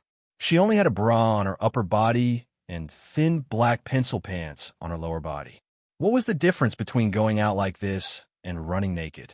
Ming gritted his teeth and threw the sweater in front of him. "You can go." Then he seemed to remember something and reached for the zipper of the jacket. "And this, I'll get it back to you." Ming took off his jacket and tossed it in front of him. Then he turned around and carefully felt his way toward the bed. Seeing Ming like that, Eulili took a deep breath. Looking at his back, she finally picked up the sweater, put it on, and walked out. The door closed with a soft creak. Ming sat on the bed, and his eyes were red and blank. As Yulili walked out, she searched for her contacts on her phone. She found Xiao Ziqing's number and dialed it. Sure enough, it couldn't be reached. Even Oming's cell phone had blocked her cell phone number, let alone her own cell phone. The extent to which Xiao Ziqing disliked her was deeper than Yulili had imagined. Yulili smiled bitterly and went out to find a public phone to call Xiao Ziqing. It was past midnight, but when the call was made, the other side was not asleep yet. She sounded very energetic, but Xiao Ziqing sounded a little tired. "Hello, how are you?" "Hello, Mrs. O." Xiao Ziqing was clearly taken aback when she heard the voice. "I'm Yulili." Yulili knew that she definitely knew who she was, so she quickly cut to the chase and said, "I'm currently in XX City in Fujian Province. Your son ran around here today and was taken to the police station. I later brought him out and settled him in a hotel." After telling him the name of the hotel and the room number, Yulili cut to the chase and said, "You don't have to thank me too much. Take him away quickly. In the future, please keep your son in check and don't let him pester me again." Xiao Ziqing held the phone in her hand. She was so emotional that tears finally rolled down her cheeks. She shouted, "What do you mean by this? My son was doing fine at home. Why did he suddenly run off to Fujian? You must have brought him there, right?" Chapter 1197. The condescension and disdain in her words were so obvious that it was shocking. This woman, how dare she throw a tantrum at me? Who gave her the guts? Who gave her the ability? Xiao Ziqing was annoyed. Just as she was about to say something, Yulili had already hung up. Xiao Ziqing stomped her foot in anger. This was the only woman in her life who had dared to point at her and scold her. But at least she had found her son. Xiao Ziqing called her husband excitedly. In her heart, she had cursed Yulili 1,000 times. Unexpectedly, Huajin didn't have much of a reaction. He said, "I got it. I've already sent someone to bring him back. Don't worry. Go to sleep." Xiao Ziqing panicked and yelled, "How can I fall asleep before our son is back?" "It's fine. I've already sent Lao one. Don't you trust him?" Xiao Ziqing was speechless. She didn't give up and asked, "Do you know who told me about our son?" "Who?" "It was that woman. Yulili." Xiao Ziqing gritted her teeth. "That woman tricked our son to such a faraway place. What is she up to?" When Huajin heard that, he felt helpless. He sighed and said, Xiao, you've wronged that girl. She can't even get through to our son's phone. How could she have tricked him to go there? Furthermore, you know Xiao's character. If he wasn't willing, who would have been able to force him to do it?" Xiao Ziqing gritted her teeth. He was right, but she was still displeased. She asked, "Why are you speaking up for her?" Xiao, when did you become so unreasonable?" Xiao has grown up. As his parents, we can't interfere too much with his choices. You should just leave him be." When Xiao Ziqing heard that, she felt wronged. She retorted angrily, "How can you say that about me? Are you still my husband?" With that, she hung up the phone in a huff and called Wenfenglin. Wenfenglin seemed to be busy. It took him a long time to answer the call. When he answered, Xiao Ziqing couldn't wait to ask, "Laowen, did you go to fetch my son?" When Wenfenglin heard that, he chuckled. "How did you know? Did Lao tell you?" These words were tantamount to tacit approval. Xiao Ziqing sighed a breath of relief and said, "Yes, who else could it be other than old O? Since you've gone, I'm relieved. You must bring Lil O back." "Yes, I'll definitely complete the task," Wenfenglin replied with a smile and quickly hung up. However, after hanging up the phone, he stretched his back and lay on the bed. When Yulili returned to the hotel, it was almost 1:30. The room was dark, and Yi Qianqian was fast asleep. Yulili carefully locked the door, found some clothes, and after taking a shower, she carefully crawled into bed. "Where did you go to fool around? Why are you back so late?" Yulili hadn't expected Yi Qianqian to suddenly speak. She was shocked. He kicked Yi Qianqian and rebuked her. "Don't you know that you can scare someone to death?" Yi Qianqian pouted and flipped over. "So, where did you go?" "I went to eat with a friend. I just finished eating. I sent him back first before coming back." "Male or female?" Chapter 1198. It was a silent night. Lily didn't wake up until 9 o'clock. When she turned over, she found that Yi Qian was nowhere to be found. He picked up his phone and opened WeChat. He immediately saw the message that Yi Qian had left for him. Sisai, we're eating at the restaurant downstairs. Come down when you wake up. It was sent 5 minutes ago. Looking at the message, Lily subconsciously thought of Ming. Ming didn't seem to have any money on him. Apart from the hotel, she didn't seem to have left him anything. He didn't even have clothes. Then, Lily remembered that she had already called his mother yesterday. By now, she had probably been picked up. Lily got up and yawned, feeling a little funny, worrying about nothing. After washing up, they went downstairs. After Lily found them, they had breakfast together, and then she led them to the surrounding scenic spots. In the morning, they went to a beach.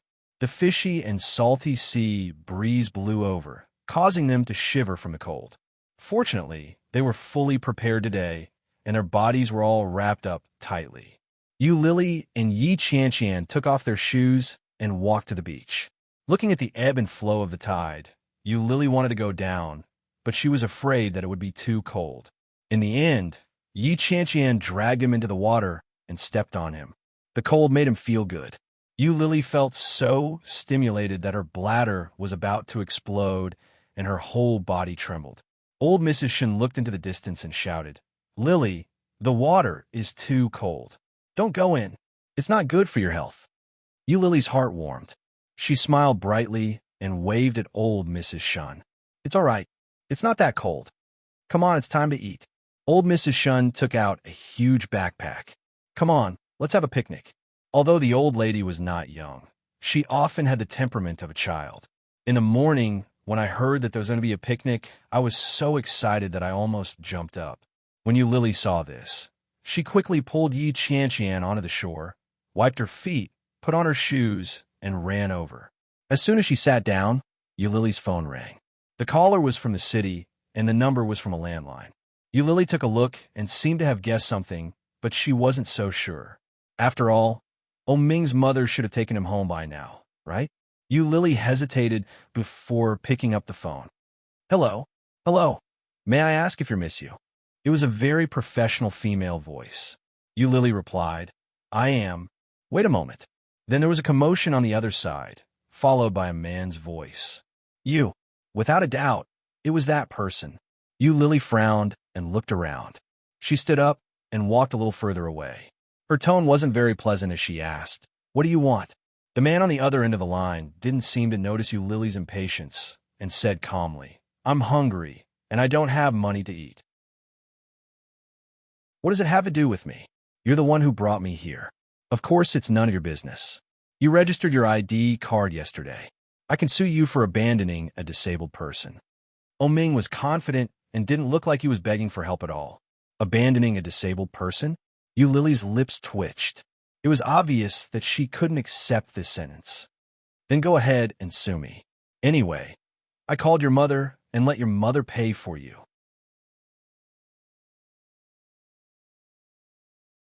Chapter 1199.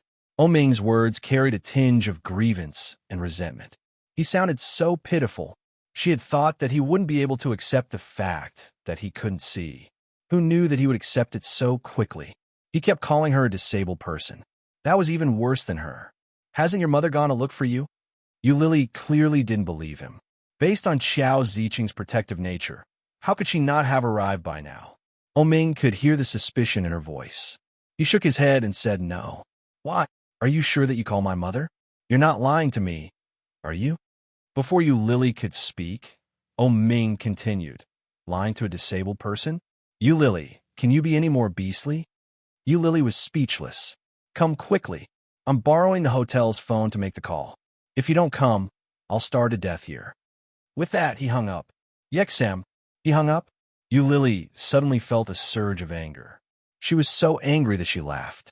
"What right does this guy have to order me around? He was the one who chased me away, and he was also the one who pestered me. What right does he have? If I starve to death, I'll starve to death. It's as if I've never been hungry before. Since we've already broken up, why can't he be more straightforward? He's done it once, twice, and now he's sticking to me again. Even I feel cheap. I've already informed his mother. Whether he lives or dies, I don't care. Lily's eyes darkened. She turned her phone off and returned to her friends group to continue her picnic. Julia saw her obviously angry expression and handed her a box of biscuits. As he ate, he asked, "Who is it?" "Nothing." Lily picked up a biscuit and took a bite. She felt a little strange. As she sipped her drink, she asked, "Could it be the friend who called you out last night? What kind of friend is this? Why are you so angry?" It was just a casual question, but the moment it left her mouth, Lily's expression darkened even more. When Yi Qian saw the expression on Lily's face, she immediately shut up and said, "Pretend I never said anything." "No." Lily bit the biscuit and took a drink from behind her. When old Mrs. Shun saw that Lily was clearly in a bad mood, she quickly changed the topic and started discussing where they were going to visit that afternoon. After the four of them finished their picnic, they packed up their things and took a car to another famous scenic spot. During that time, Lily didn't turn on her computer even once. However, everyone could see that Lily was absent-minded the whole afternoon. Julia thought that she was in a bad mood, so he led the women to a dessert shop. "I heard that when a woman is in a bad mood, she'll feel much better after eating desserts." Julia handed the menu to Lily and asked with a smile, "How about ice cream?" However, when Lily heard those words, she felt even more uncomfortable. He picked up the phone and turned it on. More than 10 missed calls popped up. There were mobile numbers, landline numbers, and, without exception, they were all from the same city. This guy, don't tell me he hasn't eaten yet? Looking at the time, it was already past 4 in the afternoon. If he hadn't eaten for the entire day, he would definitely be famished. What if he starved to death? Chapter 1200. Lily was shocked and immediately covered the phone. When she turned her head, she saw Julia's doubtful gaze, but there was a hint of understanding in it. She felt even more guilty. Everyone knew that she and Ming had broken up. Old Mrs. Shun had heard every word that Ming had said to her. If she knew that the caller was Ming, it would be awkward. Lily shook her head. A friend. Although she said that, she still felt guilty. Was this considered a lie? It was a lie, but it was also a white lie. When she turned her head and saw Yi Qian's disbelieving gaze, she felt extremely guilty. She picked up the phone and said, "Wait for me. I'll make a call." Under the strange gazes of the three of them, Lily walked out of the dessert shop and called the landline number immediately. The phone was quickly picked up. "Hello, Sheraton Resort Hotel." Sure enough, Lily thought about her words and said, "Hello, my surname is Yu." Before Lily could finish her self-introduction, the receptionist interrupted and said, "Miss Yu, are you looking for Mr. O?" "Yes. He is now in the lobby of the hotel. The room he stayed in last night automatically checked out. Please come and pick him up quickly." Hearing that, Lily felt even more guilty. The receptionist noticed that Lily was silent, so she continued, "It seems that Mr. O hasn't eaten or drunk anything today. The staff here brought him water and food, but he didn't touch them." This guy, Lily's heart ached when she heard that. She asked, "Did no one come to the hotel to look for him today?" "No, he only looked for you today. No one else came to look for him," the receptionist said. "I see. Thank you." "You're welcome. Please come quickly. Mr. O's clothes are too thin. It's really inconvenient for a blind person." At the end of the sentence, Lily could clearly hear the rebuke in her voice. Lily's heart ached. After responding, she walked back into the dessert shop. Under their strange gazes, she picked up her bag and said, "I'm going out for a while. I'll be back later." "Are you going to see the friend from last night?" Old Mrs. Shin looked at Lily and said with a straight face, "Whether it's a boy or a girl, why don't you let the youngest accompany you?" After old Mrs. Shun finished speaking, Julia stood up as if it was his duty to do so.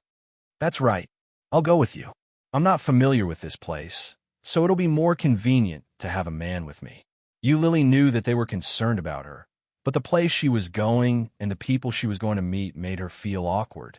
How could she let Julia follow her? Lily bit the bullet and shook her head. She smiled awkwardly and said, "There's no need. I'll be back in a moment." You guys go ahead and eat first." With that, Lily walked away quickly. Old Mrs. Shun looked at Lily's anxious footsteps, and her doubts deepened. Shun Julia stood up and said, "I'd better go take a look. You guys can order something to eat." "Huh?" Yi Qianqian's eyes widened. "Stalking? That's not a good idea, is it?"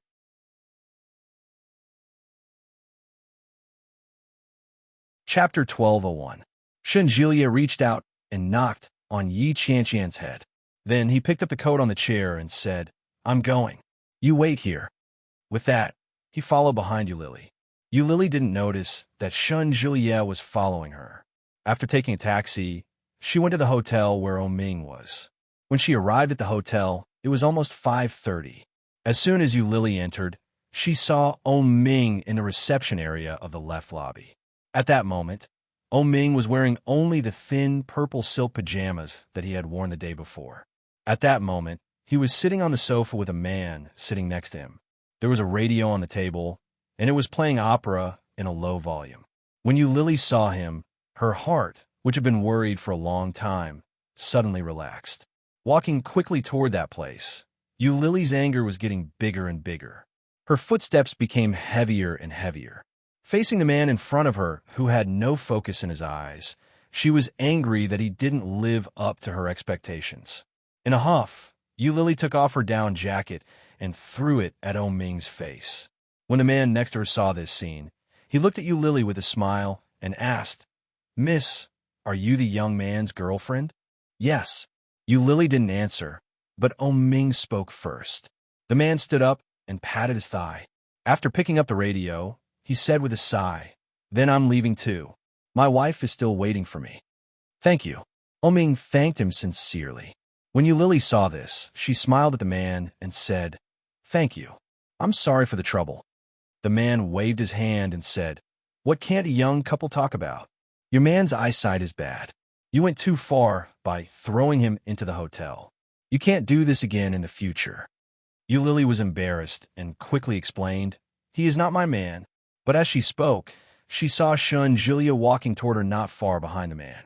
Even if Lily had 10 brains, she would never have thought that Shun Julia would follow her. Looking at Shun Julia's steady steps, Lily's face suddenly became hot. Lily could imagine the look on her face as the temperature hit her. When Shun Julia saw Lily's face suddenly turn red, he found it a little funny. At the same time, he looked at her meaningfully and asked, "Why didn't you wait for me?" Lily felt even more embarrassed. Before she could think of a reply, Shun Julia walked up and pulled the down jacket that was covering Ming's body. He said, "How can you wear women's clothes?" However, he was unable to pull that piece of clothing back, even though he was pulling it like that. Ming tugged on the down jacket. His eyes were a little hollow as he looked forward, but his face was indescribably gloomy. He asked, "Why are you here? Why can't I be here?" Shun Julia's eyes turned cold, and he forcefully pulled the clothes over to him. Ming didn't have much strength, especially after starving for so long. How could he compete with Shun Julia in brute force?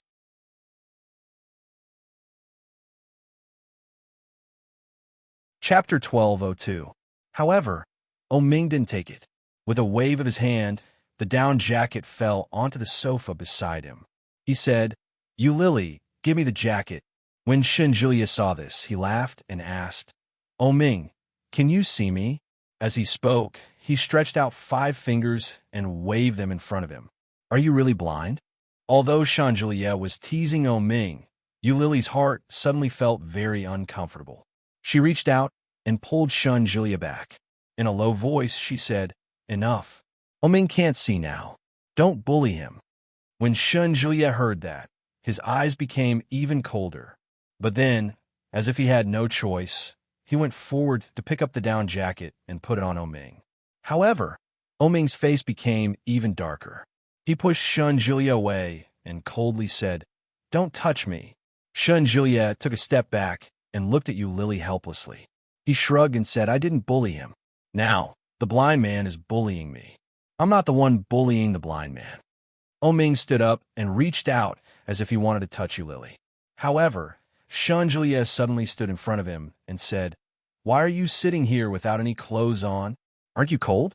You still have the mood to come out for a vacation in your condition? Isn't your mother worried about you?" Although his tone was calm and even full of concern, in Oh Ming's ears, there was only sarcasm and mockery. Oh Ming gritted his teeth. His face was dark, but his voice was calm. He said, "Shun Julia, what are you doing here?" "I came with Lily." Shun Julia's words were full of laughter, but there was an indescribable sense of pride and provocation in them. "So, she asked you to help, didn't she?" Oh Ming stood up. Under Shun Julia's surprised gaze, he picked up Shun Julia's jacket and covered it with one hand. He said, "I've been hungry for a long time. Take me to eat." Oh Ming's expression was much calmer than before. Such an attitude was beyond Shun Julia's expectations. Shun Julia looked at Oh Ming with interest. He put his hands in his pockets and asked, "What do you want to eat?" "You Lily, what do you want to eat?" Oh Ming asked. You Lily was suddenly called. She was stunned for a moment and then reacted. "Aren't you the one who has been hungry all day?" "I'm not hungry. Let's go." Shun Julia tugged on Oh Ming's shirt and said, "Since we don't know what to eat, let's go to Chongqing Hot Pot together." "No, that's too spicy." Oh Ming had been hungry for a whole day, so he couldn't eat such spicy food all at once. His stomach wasn't very good to begin with. If he ate such a stimulating thing, he definitely wouldn't be able to take it. You Lily's words were almost blurted out. After she said it, she realized that something was wrong. Shinjulia looked over and said seriously, "It's okay. My stomach is much better now." When Eulili heard that, she knew that Shun Julia might have misunderstood something, but she was happy to go along with what he said. She smiled awkwardly and said, "Even so, you can't eat it. If you eat too much, your stomach won't be able to handle it." Shun Julia smiled and nodded his head. "I'll do as you say." However, there were bound to be people who were happy and people who were worried. Hearing their ambiguous words, Oh Ming clenched his teeth, straightened his back, and tensed up.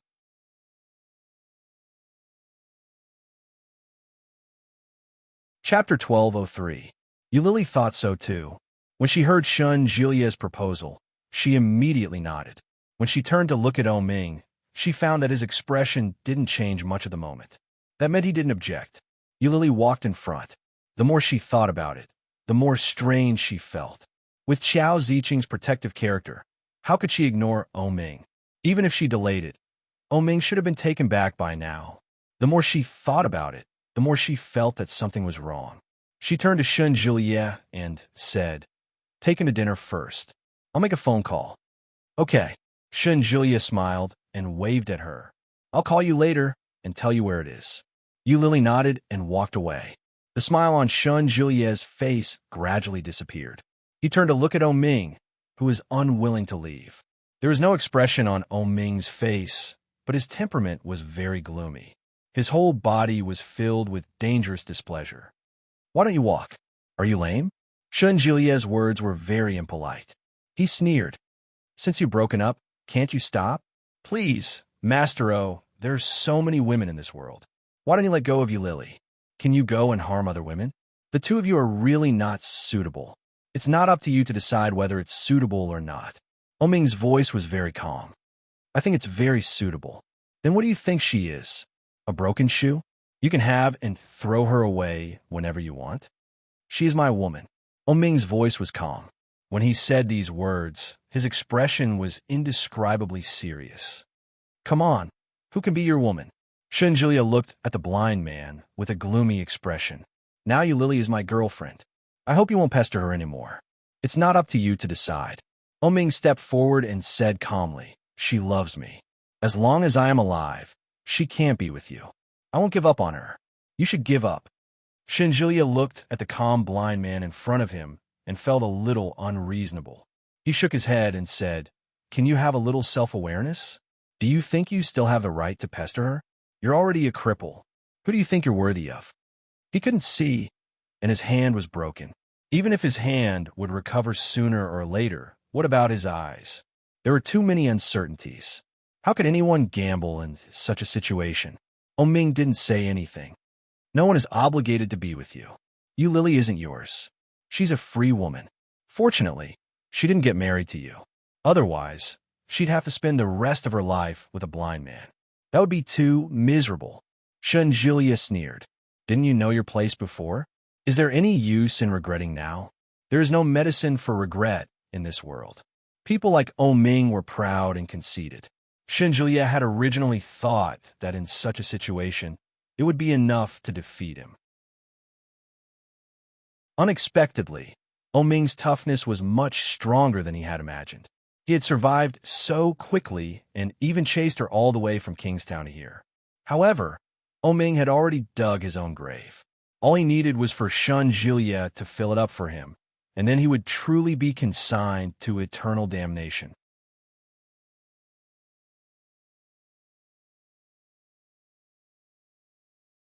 Chapter 1204. No matter how proud and complacent Ming was, he was just a blind man. If he couldn't see anything, how could he be proud? Unexpectedly, when Ming heard this, he acted as if nothing had happened and was indifferent. Ming groped his way forward, and his footsteps seemed a little cautious. Julia was stunned to see him brush past him. That's not up to you to decide. Why did you add so much drama to yourself? His voice was indifferent, but the sarcasm in it was obvious. Does you Lily know that you're so narcissistic? Such an attitude was far beyond Julia's expectations. He had thought that Ming would be angry, furious, or even cursing him. Julia had expected such a reaction from him. However, none of it happened. Ming walked in front. His figure was thin, but his back was very straight.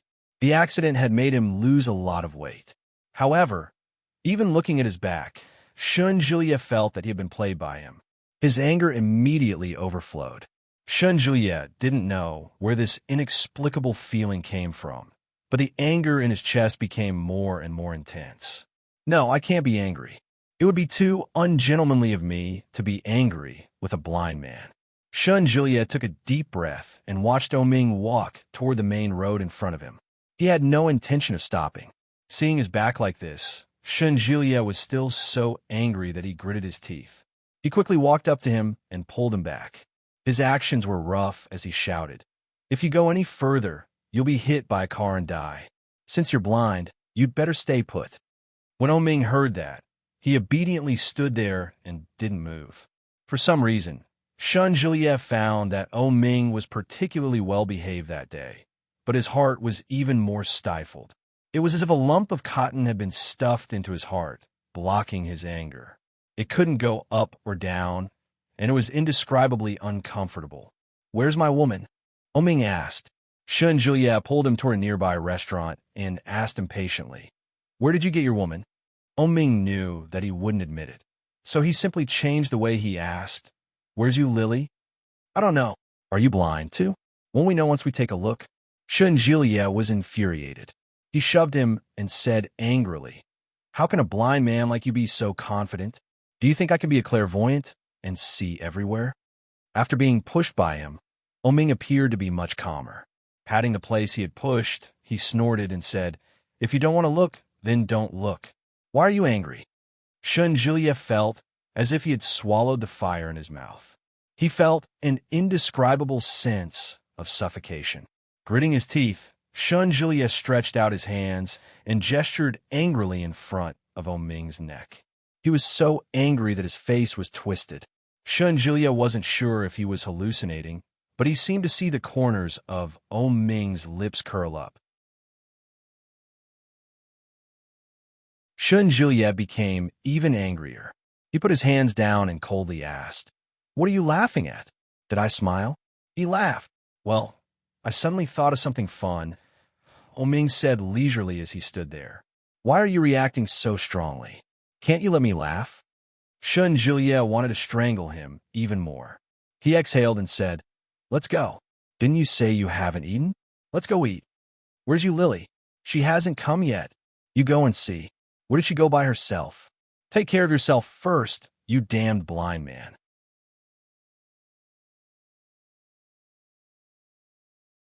Chapter 1205. Even Julia himself felt a little scared when he thought about it. His footsteps gradually slowed down. Julia turned his head and looked at Ming's eyes. At that moment, Ming's eyes were empty, unfocused, and without purpose. With such a pair of eyes, he must be blind. Shun Jilia frowned. He stretched out 2 fingers and waved them in front of Ming. How many fingers are these? When Ming heard that, he seemed a little surprised. Then he said calmly 5. When Shun Jilia heard that, he felt that this guy was pretending to be blind. He asked suspiciously, "How did you know?" No idiot would wave 2 fingers in front of a blind man, right? Shun Jilia's face darkened. "You were pretending to be blind." As he spoke, Shun Jilia's eyes were fixed on Ming's face and his eyes, for fear of missing any details. However, Ming's eyes were still blank and unfocused. It didn't look like he could see it. Under Shun Jilia's suspicious gaze, Ming chuckled and said, "So, did I guess right or wrong?" Shun Jilia didn't say anything. He still stared at Ming's face. Ming raised his eyebrows and asked in a mocking tone, "Are you really that retarded? You're wagging your fingers around?" Shun Jilia was speechless. Shun Jilia turned around uncomfortably and retracted his fingers. Then, he pulled Ming toward a Cantonese restaurant not far away. Behind Shun Jilia, Ming's lips curled into a triumphant smile. It was very shallow and fleeting. Shun Jilia suddenly thought of something. He suddenly turned his head and looked at Ming. Well, he saw that Ming's expression didn't change. He looked around and pulled Ming toward a Sichuan restaurant. However, as soon as they entered the door, Ming immediately stopped and pulled Shun Jilia back. He said, "Don't eat spicy food." "How did you know?" Shun Jilia looked at Ming with a triumphant expression. "You were pretending to be blind, weren't you?" Ming asked, "Is there something wrong with your nose? Or is there something wrong with your brain? Can't you smell such a strong smell?" Shun Jilia was skeptical.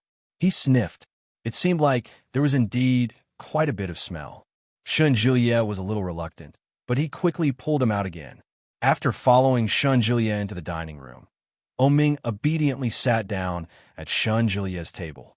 The waiter quickly served them tea and the menu. Lily hadn't returned yet. Shun Jilia tossed the menu to Ming and said, "Order whatever you want to eat." Ming reached for the menu and put it aside. His eyes were unfocused as he asked, "What kind of restaurant is this?" "Cantonese cuisine." Shun Jilia looked down at his hand and asked, "You can't smell it this time. There's the smell of a purifier here." Shun Jilia blushed with shame. He took a whiff and realized that there really was a little of it. Shun Jilia took the menu and muttered to himself, "Damn blind man."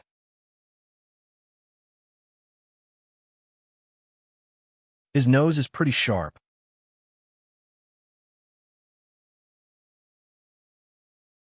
Chapter 1206. Ming was so hot that he sucked in air. The cup rolled a few times before it fell to the ground and shattered. Shun Jilia was shocked and frowned.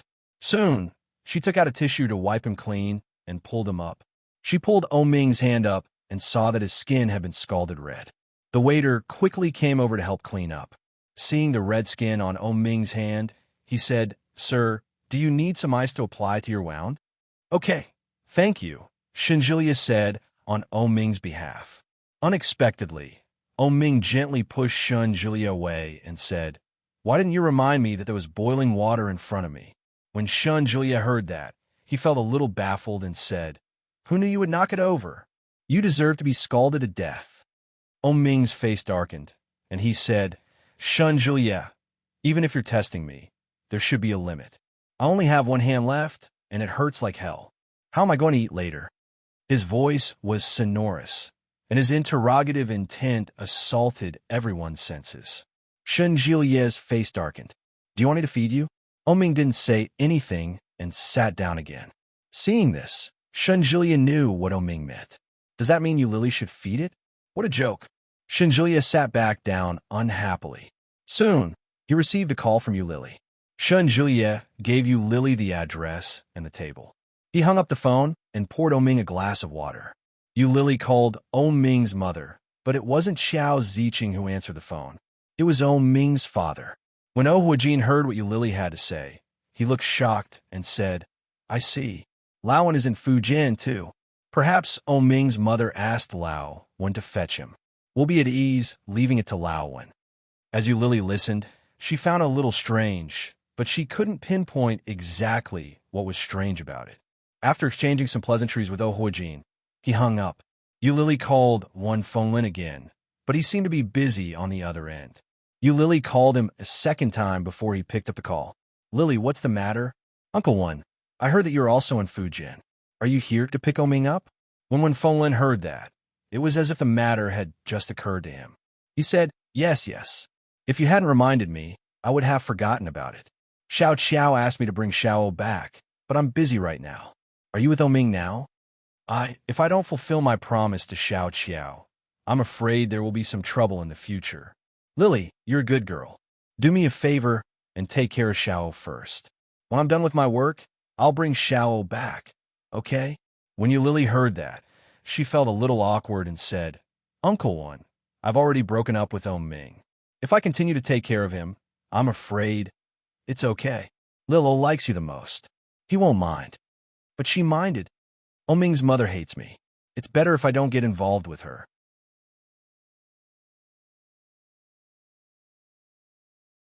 Chapter 12:07. Lily held the phone that had been hung up on. She had mixed feelings. How could this be?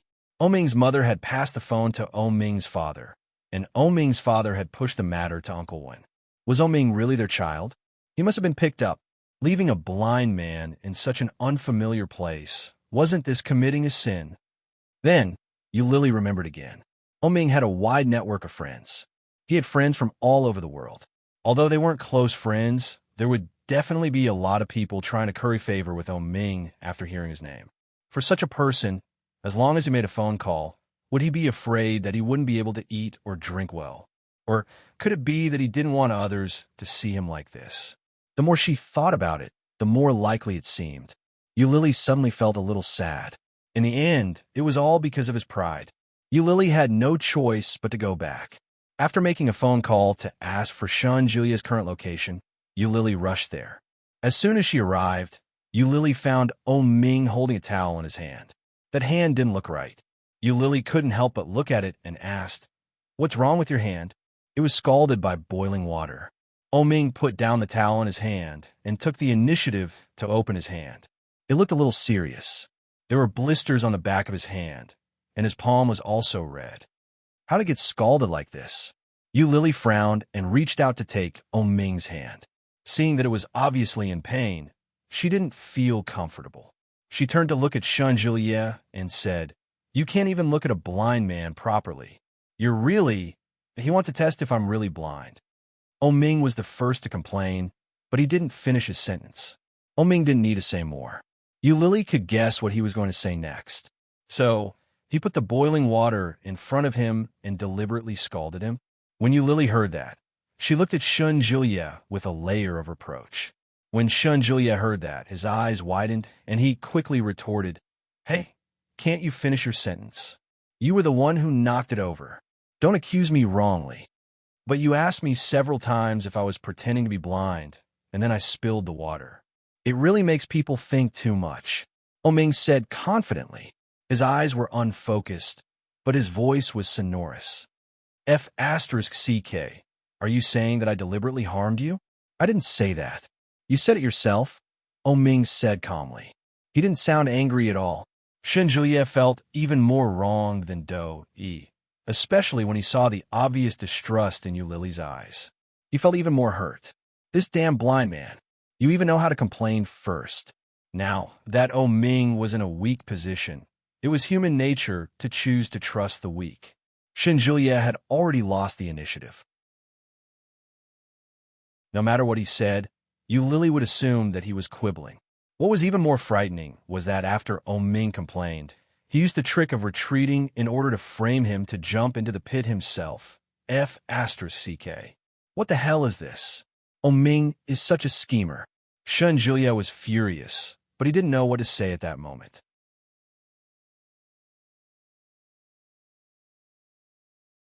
Chapter 12:08. Lily didn't continue the topic. Oming was a little disappointed. However, it seemed that Shun Julia already had a small flaw in Lily's heart. Didn't he? Oming sat calmly. There was ice in the towel in his hand, so his hand didn't hurt so much. He said, I haven't ordered yet.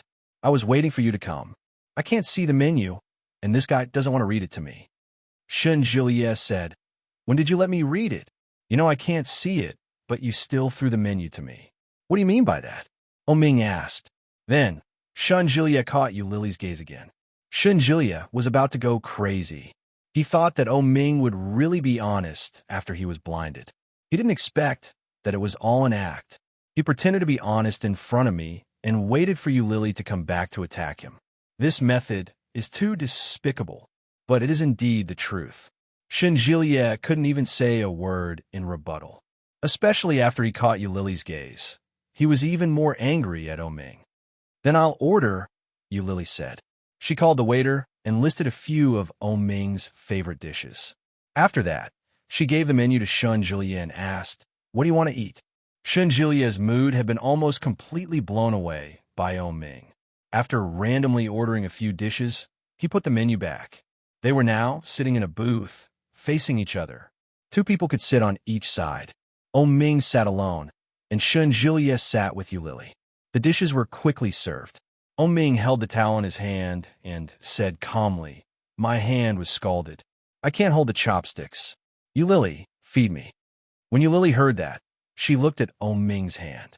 It did look a little serious. It was red, swollen, and blistered. It must be very painful. Unexpectedly, before she could react, Juliet stood up and walked to the side of Ming's seat. He said, your hand was injured because of me. Let me feed you. Juliet took Ming's bowl and said, what do you want to eat? I'll feed you. Lily pursed her lips and smiled. She said, then I'll leave it to you. Feed it well. As she said that, she picked up the chopsticks and ate slowly. No, I can't eat if he feeds me. It doesn't matter. You can't see it anyway. You could just treat me as a stunning beauty. Juliet picked up his chopsticks and picked up some food. Come on. Open your mouth. Ming looked away with a look of disgust. There's no beauty as ugly as you. This is the first time I feed someone. Eat well. Ming's mouth was tightly shut and his eyes were closed. He had a look of despair on his face. Do you want to eat it or not? Lily glanced at him and lowered her head to eat. Juliet put down his bowl and picked up his chopsticks. He sighed and said, why did you have to do that? What's the point? If he angered Lily, he wouldn't be able to get away with it. Maybe Lily would just leave him behind, and then, she would go back to the hotel with him and leave the little blind man alone and helpless. Juliet's heart was in turmoil, and he looked proud. Let's do it. Let's see who's more ruthless.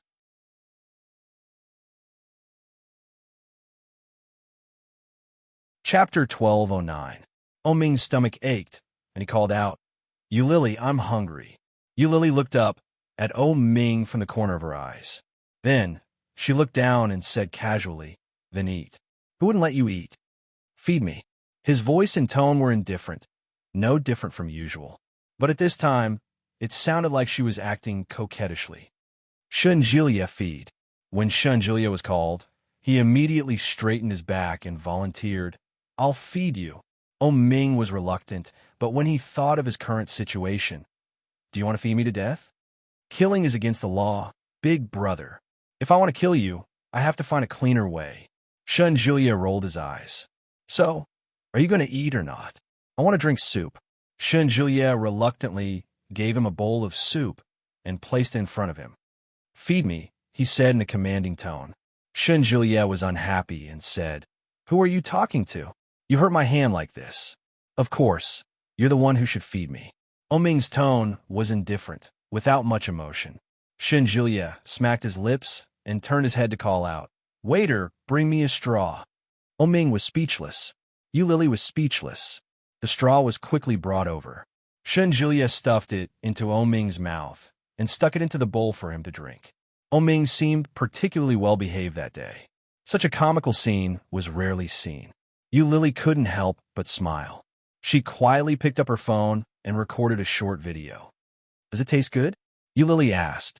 I can't. There's residue at the bottom.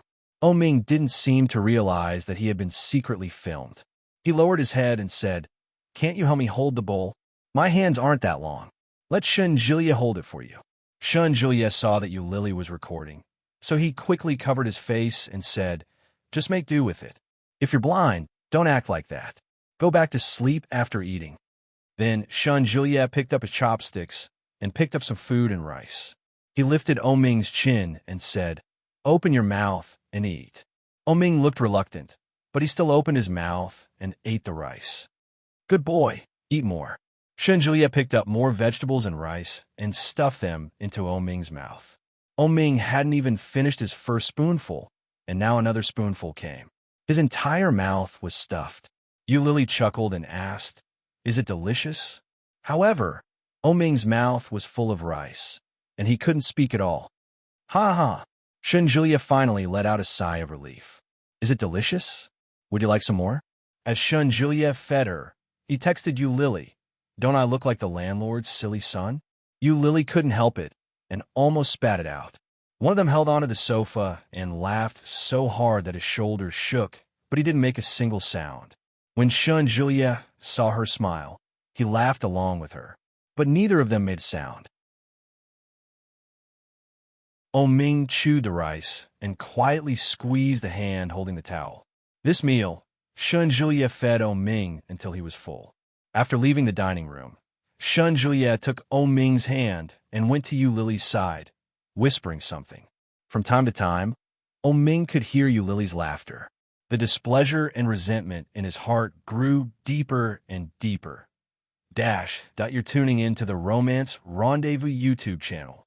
We're so grateful for your support, and don't forget to subscribe to join us on this incredible journey through captivating stories. Your generosity through donations truly makes a world of difference, as it's the primary source of revenue that allows me to expand and enhance this channel for you. Thank you from the bottom of my heart for being a part of this adventure.